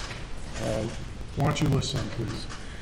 If you receive a notification, whether it's a call, a text message, if you have it set to receive notifications from an app, like the CVS app that was previously on there, you receive those notifications, your screen, if it's your phone sitting down and not being used, it'll light up to let you know that you received the notification. It can also it can light up if you have too much vibration sometimes. If you're walking around tossing your phone up and down, sometimes it can light up.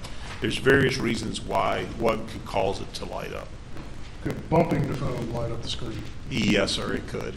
Could picking a phone up light up the screen? Yes, sir. So, of those reasons you gave, some of them sound like there could be human caused, correct? Yes, sir. And some of them sound like could be processes that are on the phone itself and requires no external human interaction, correct?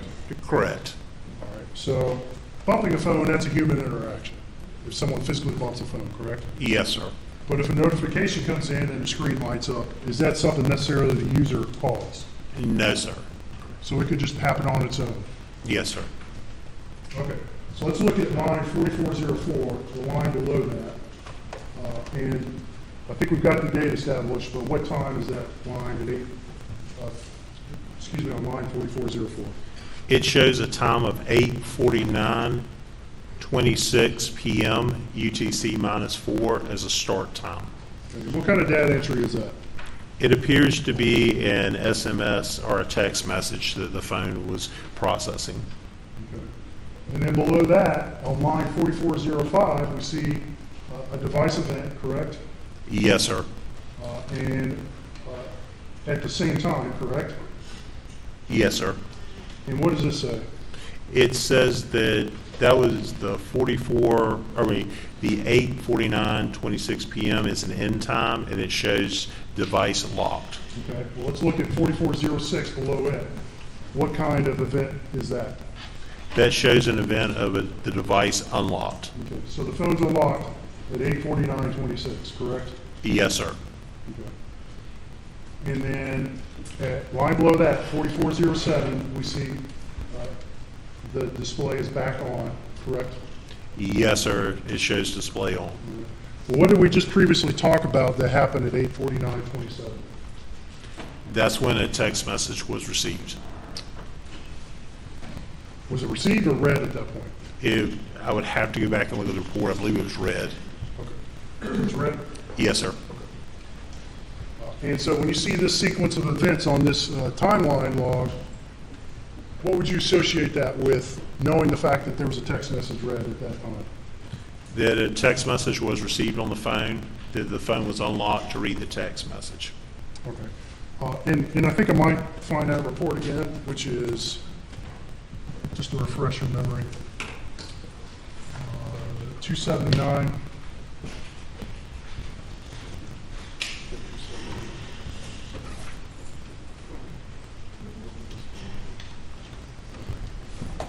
That's the wrong one, sorry. 282, my apologies, 282. Just to refresh your memory, why don't you go back and look at that event at 8:49:27. I believe it was the text thread from the family members.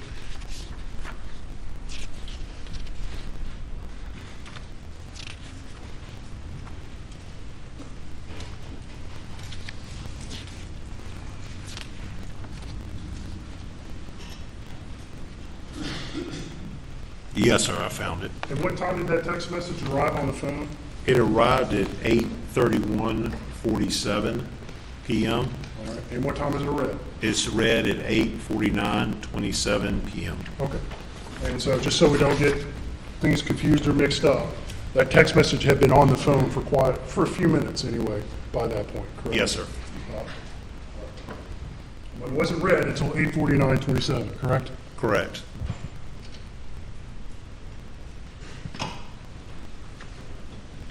All right, let's keep going here for a minute.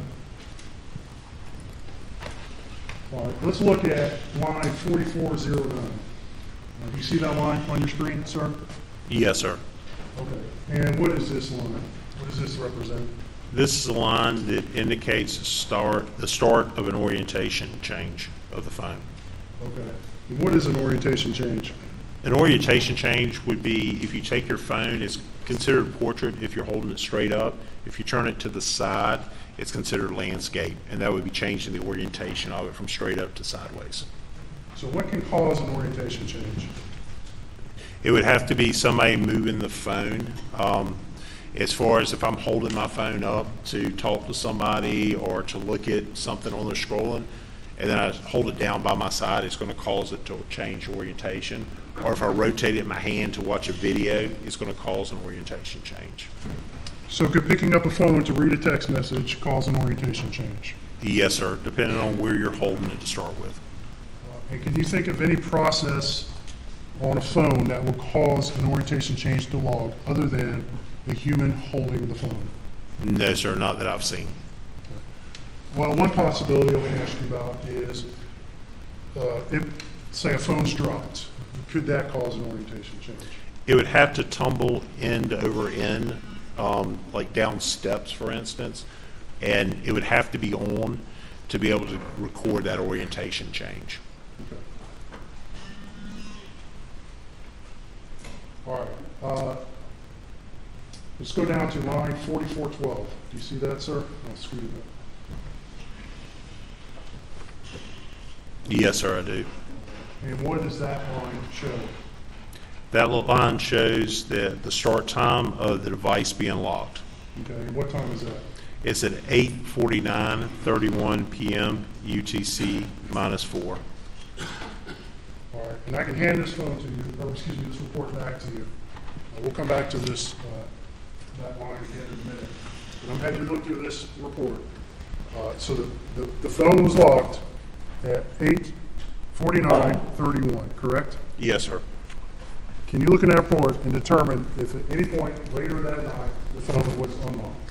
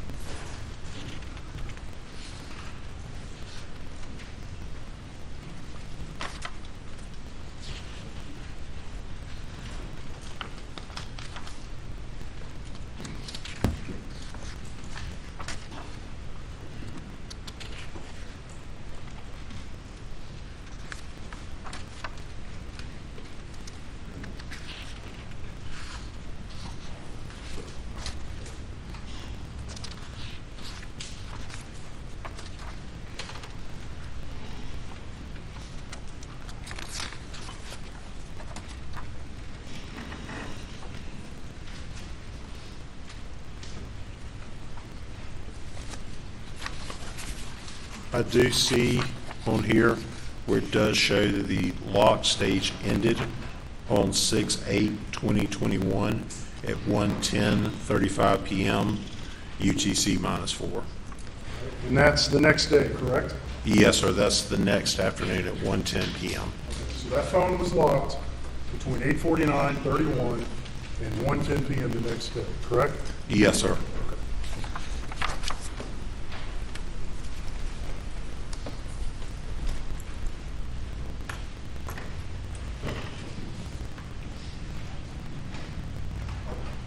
And I'm going to go right back to look at line 4414. 4413. We just discussed 4412, which is the phone being locked at 8:49:31, correct? Yes, sir. Do you see any entries? What time is the next entry on this report? Could you repeat which number you're looking at? On line 4412, we see the phone is locked at 8:49:31, which is what you just testified to, correct? Yes, sir. What time is the next event on this log? The next event on the log shows the display off at 8:53:08 p.m. Okay. Is there anything that occurred on this report between those two times on this phone?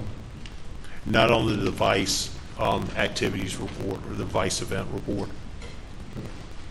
And at 8:53:08, what do we see? We see that it's the end time for the display off. Okay, and that's line 4413. Yes, sir.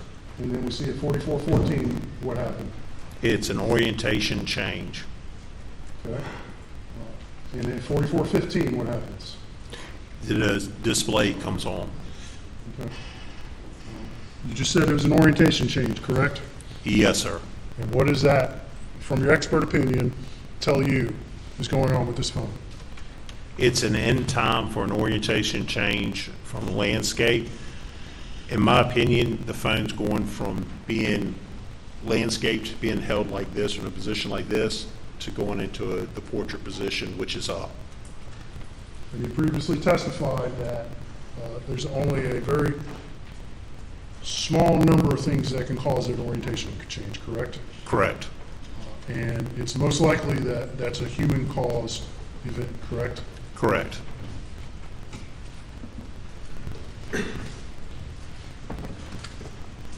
However, you can't testify to today as to who held that phone at that time, correct? Correct.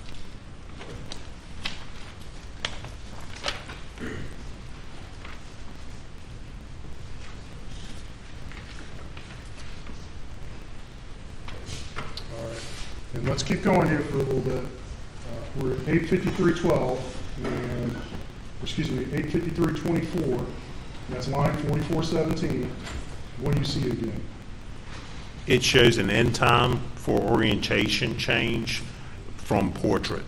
Okay. And then we see lines 4418 and 4419, we see the display come on and off, correct? Yes, sir. It shows the end time of display on, and then it shows the start time of display off.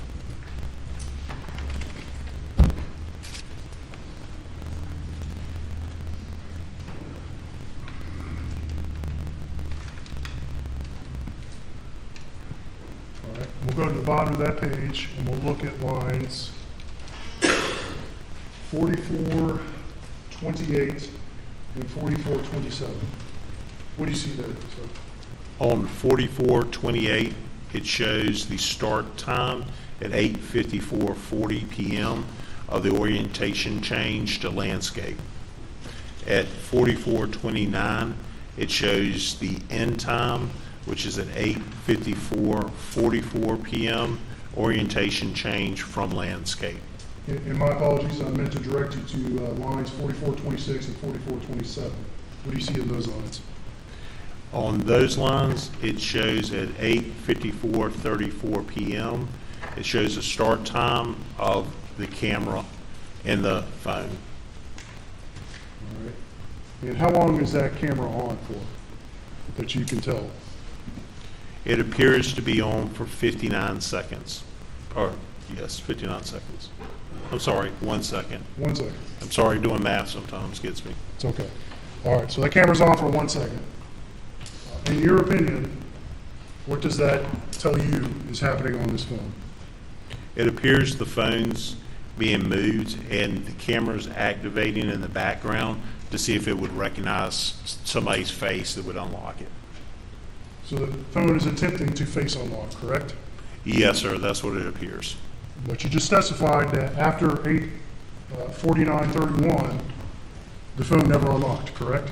Correct. So with this camera entry, does the phone successfully unlock? No, sir.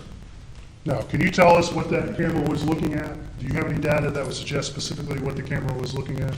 No, sir, I don't know what the camera was being pointed at. So you could be looking at the ground, Yes, sir. the sky, Yes, sir. somebody's face other than Maggie Murdaugh? Yes, sir. But if that camera had seen Maggie Murdaugh's face, what would you expect to happen? I would expect for it to unlock.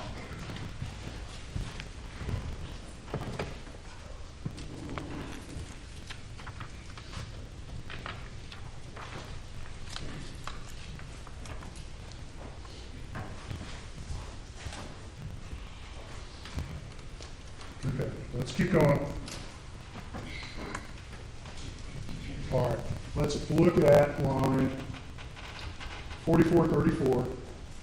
And this is at time 8:55:32. What do you see there, sir? It shows the end time for orientation portrait, which means it was ending in that orientation. Okay.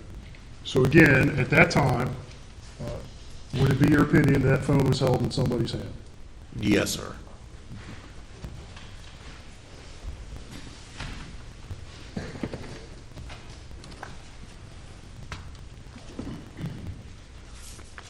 Okay, and let's look real quick at the bottom of that page, and that's line 4441. And what is that information there? And 4441 comes from the activity sensor data, and that's at 9 o'clock even PM, and it shows steps. It also shows distance traveled. Okay. And let's talk about the steps for a minute. You produced another report that specifically focused on steps that you pulled from this phone, correct? Yes, sir, correct. And that shows more granular data of when steps occurred than this report shows, correct? Correct. And so just because we see 9 o'clock on this report, does that mean that steps occurred exactly at 9 o'clock on this phone? No, sir. It's the 2 after the 9 o'clock on that, which means it would be a range.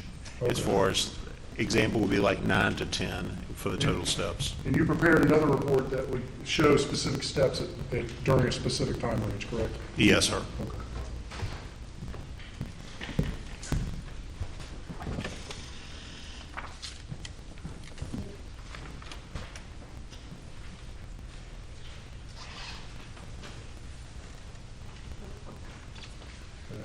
Keep going. All right, let's look at line 4447. What do you see there? 4447 shows from the call log database an incoming call at 9:04:23 PM. Okay, and who's that call from? It's from phone number 1-803-942-1227 PA. And that's the call that we discussed in Maggie's specific call log, correct? Yes, sir, it is. And that's at 9:04:23, correct? Yes, sir.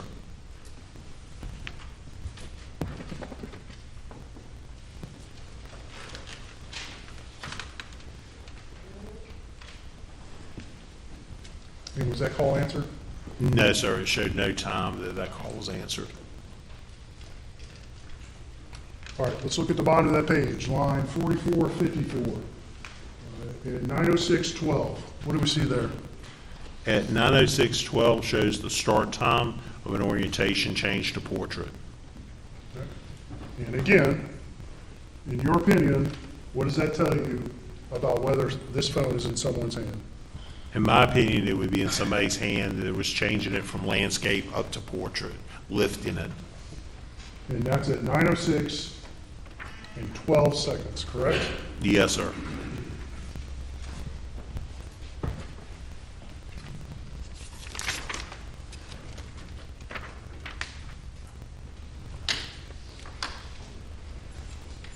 Let's go to line 4456. Can you read that, sir? Yes, sir, I can. Okay. And line 4457. What Yes. is line 4456 and 57 associated with?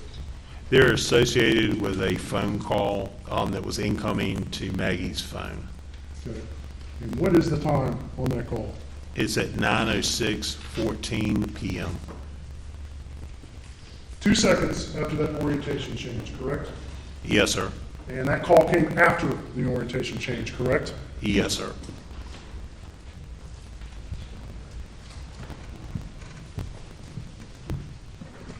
And again, you can't tell us whose phone, or your digital forensics can't tell us whose hand that phone was in at that point. Correct. All you can tell us was the phone was locked at that point, correct? Yes, sir.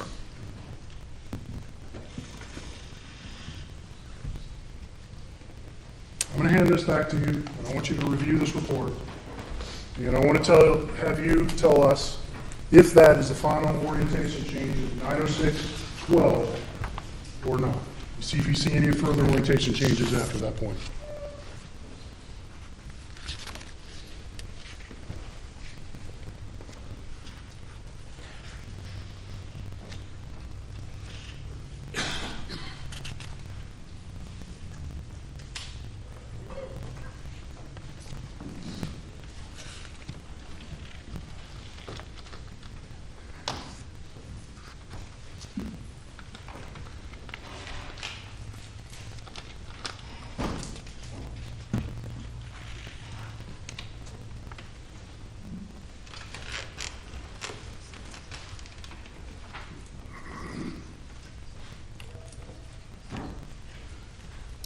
I do see the end time for the orientation of portrait that it recorded.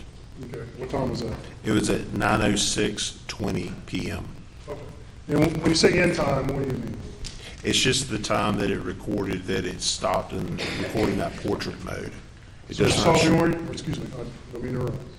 Please finish. I'm sorry. I was going to say I don't see any orientation change to landscape after that in this report. Okay.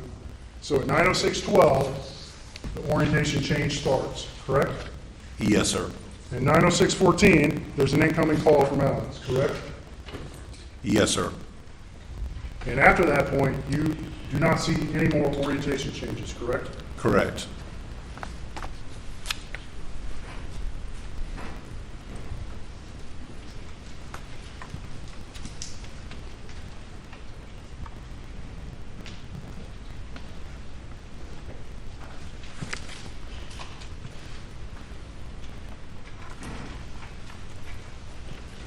All right, let me direct your attention. Excuse me. You talked about the 9:06:20 orientation change in time, correct? Yes, sir. And then we see at line 4461, another incoming call, correct? Yes, sir. That was at 9:06:51 p.m. and that was from 1-803-942-1227 PA. And that's Alex's phone, correct? Yes, sir. And that's the third phone call within about 2 minutes from Alex, correct? Yes, sir.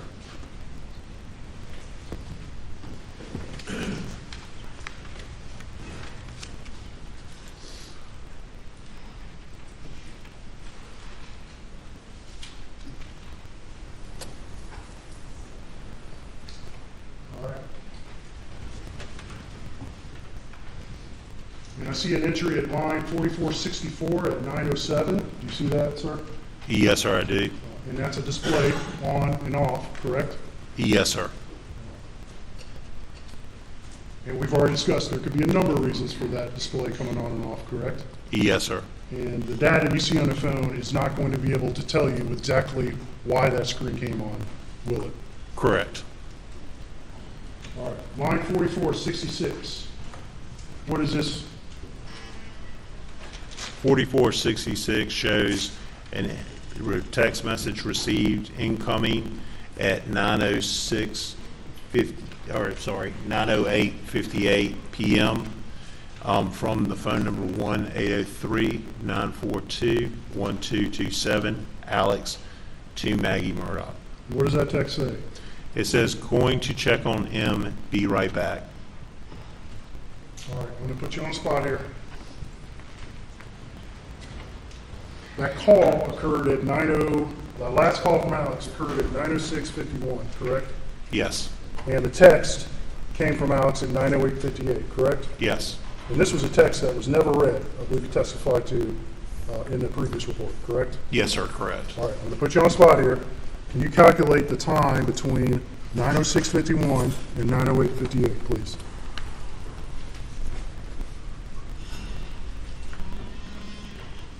Take your time. If you need a pen, we can get you. It appears to be 2 minutes and 7 seconds. There's 2 minutes and 7 seconds between that call from Alex to that text from Alex, correct? Yes, sir, correct. Thank you.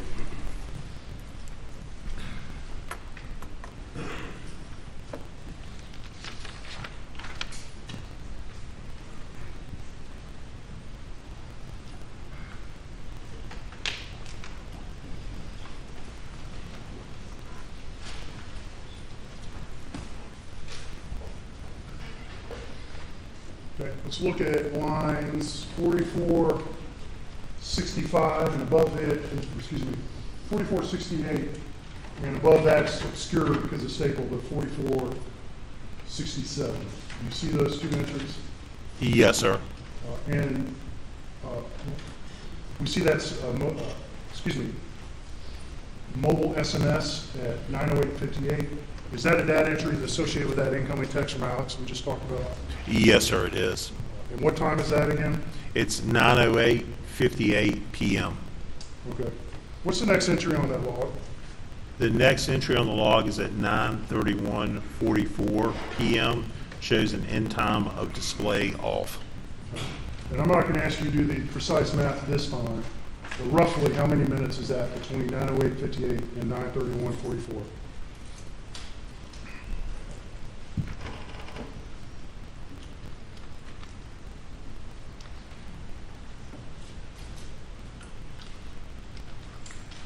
Approximately 22 minutes. For 22 minutes, nothing happens on that phone, correct? Correct. There's no orientation changes, the phone's not unlocked, there's no incoming calls, nothing outgoing, correct? Correct. The phone just sits there for approximately 22 minutes. Correct.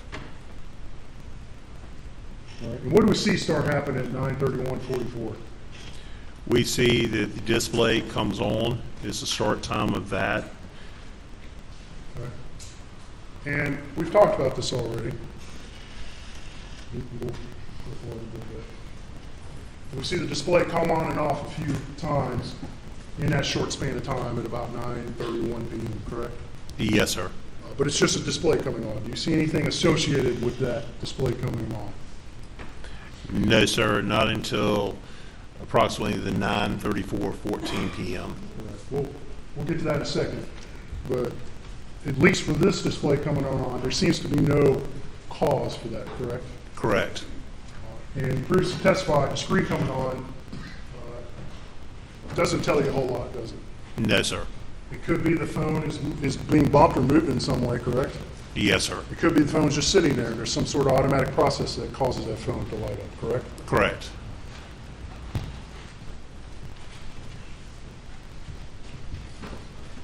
All right, let's talk about, you start talking about it, but we see a instant message on line 4477, correct? Yes, sir. And that's at what time? That's at 9:34:14 p.m. And which contact is that from? It shows the contact of Rogan. And what does that text message say? It says, "Tell Paul to call me." All right, and you previously testified about this in her text message log. Was that text message ever read? No, sir.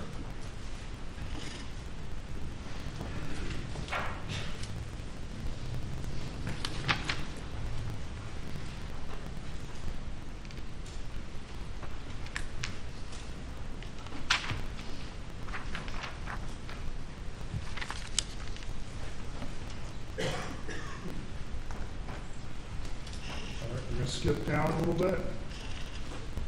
And I'm on line 4498. Yeah, 98. And we see there, it looks like an incoming call, correct? Yes, sir. And who's that from? It is from PA with the phone number of 1-803-942-1227. And was that call answered? No, sir.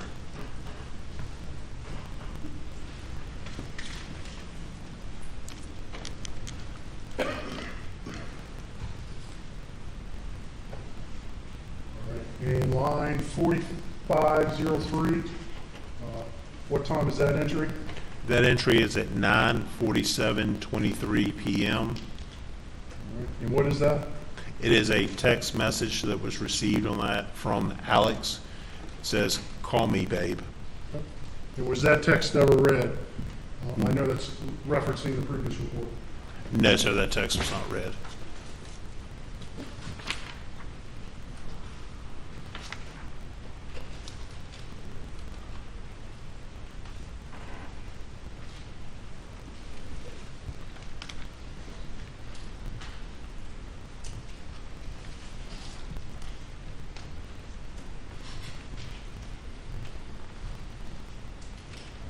I'm going to hand this report back to you, and I want to have you look at the next few pages. I don't want you to tell this jury whether you see anything in your expert opinion that would indicate that anybody actively used that phone after that last text call.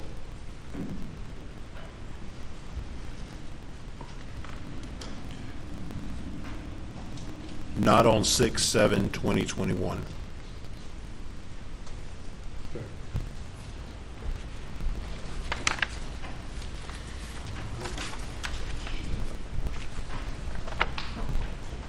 Okay, I'm going to hand you what's been marked as State's Exhibit 284. Take a look at that and tell us what it is, please.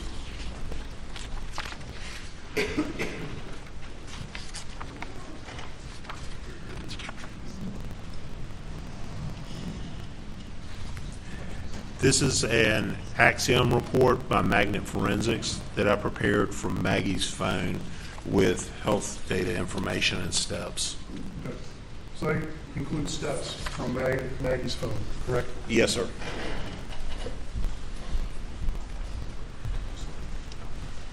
At this time, State, you can move into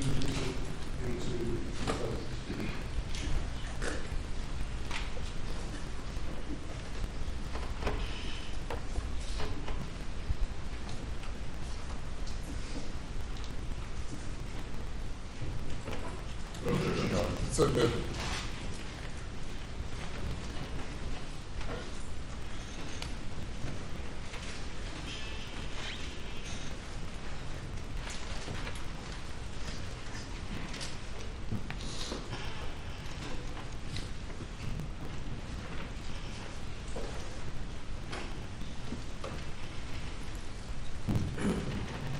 I think I'm going to direct you to record 22, if I'm looking at the right thing. Oh, record 23, excuse me. All right, record 23. What information does this record tell us? This record tells us that 38 steps were recorded by this phone on 6/7/2021 at 8:17:41 p.m. was the start time, and the end time was 6/7/2021 at 8:18:29 p.m. How many steps were taken at that time? 38 steps. And this is a report that shows the precise time when the steps, at least the phone recorded the steps started and when they stopped, correct? Correct. All right, let's talk about that for a minute. Steps on a phone. How does the phone record steps? How does it decide that there are steps taking place? It's several different ways it can record. It's dependent on how the phone's carried as to how many steps it records. If you carry a phone in your hand and you walk, it's going to record more steps. If you carry it on your waist in a phone case, it's not going to record as many steps because it's not detecting the motion. It's not 100% accurate as far as the steps. There are ways that if you're trying to meet your fitness goal, for instance, you can try to trick a phone or a smartwatch into believing you did more activities and more steps than you actually did. So, but at a more fundamental level, what is the phone using to determine where the steps are taking place? It's a process running inside the phone that is recording the motion. What does it use to record the motion? As far as Would it be accelerometers? a lot of times it would be. Some of the newer ones are recording actually more than that as far as recording strides and things like that, the newer versions. All right. And in your opinion, you know, the steps that a phone records, is it always 100% accurate? No. And so this says 38 steps. Does that necessarily mean that whoever was holding this phone actually moved exactly 38 steps? No, sir. But what does it tell you in a more general sense? In a more general sense, it tells me that this phone, somebody was holding this phone and took steps, and it recorded steps. All right. And let me reference back to the previous report. I believe you testified that at 8:17, Maggie's phone was unplugged, correct? Yes, sir, it was. And then at 8:17, we start to see steps again, correct? Yes, sir.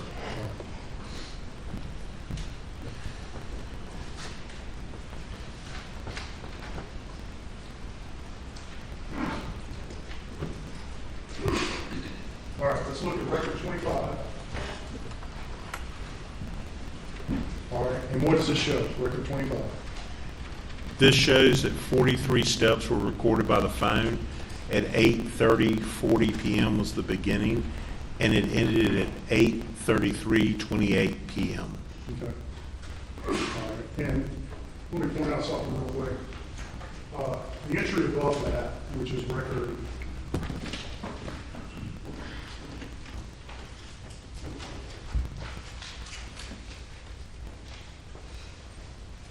I don't think there's a record number associated with it, but it says 810. Oh, okay.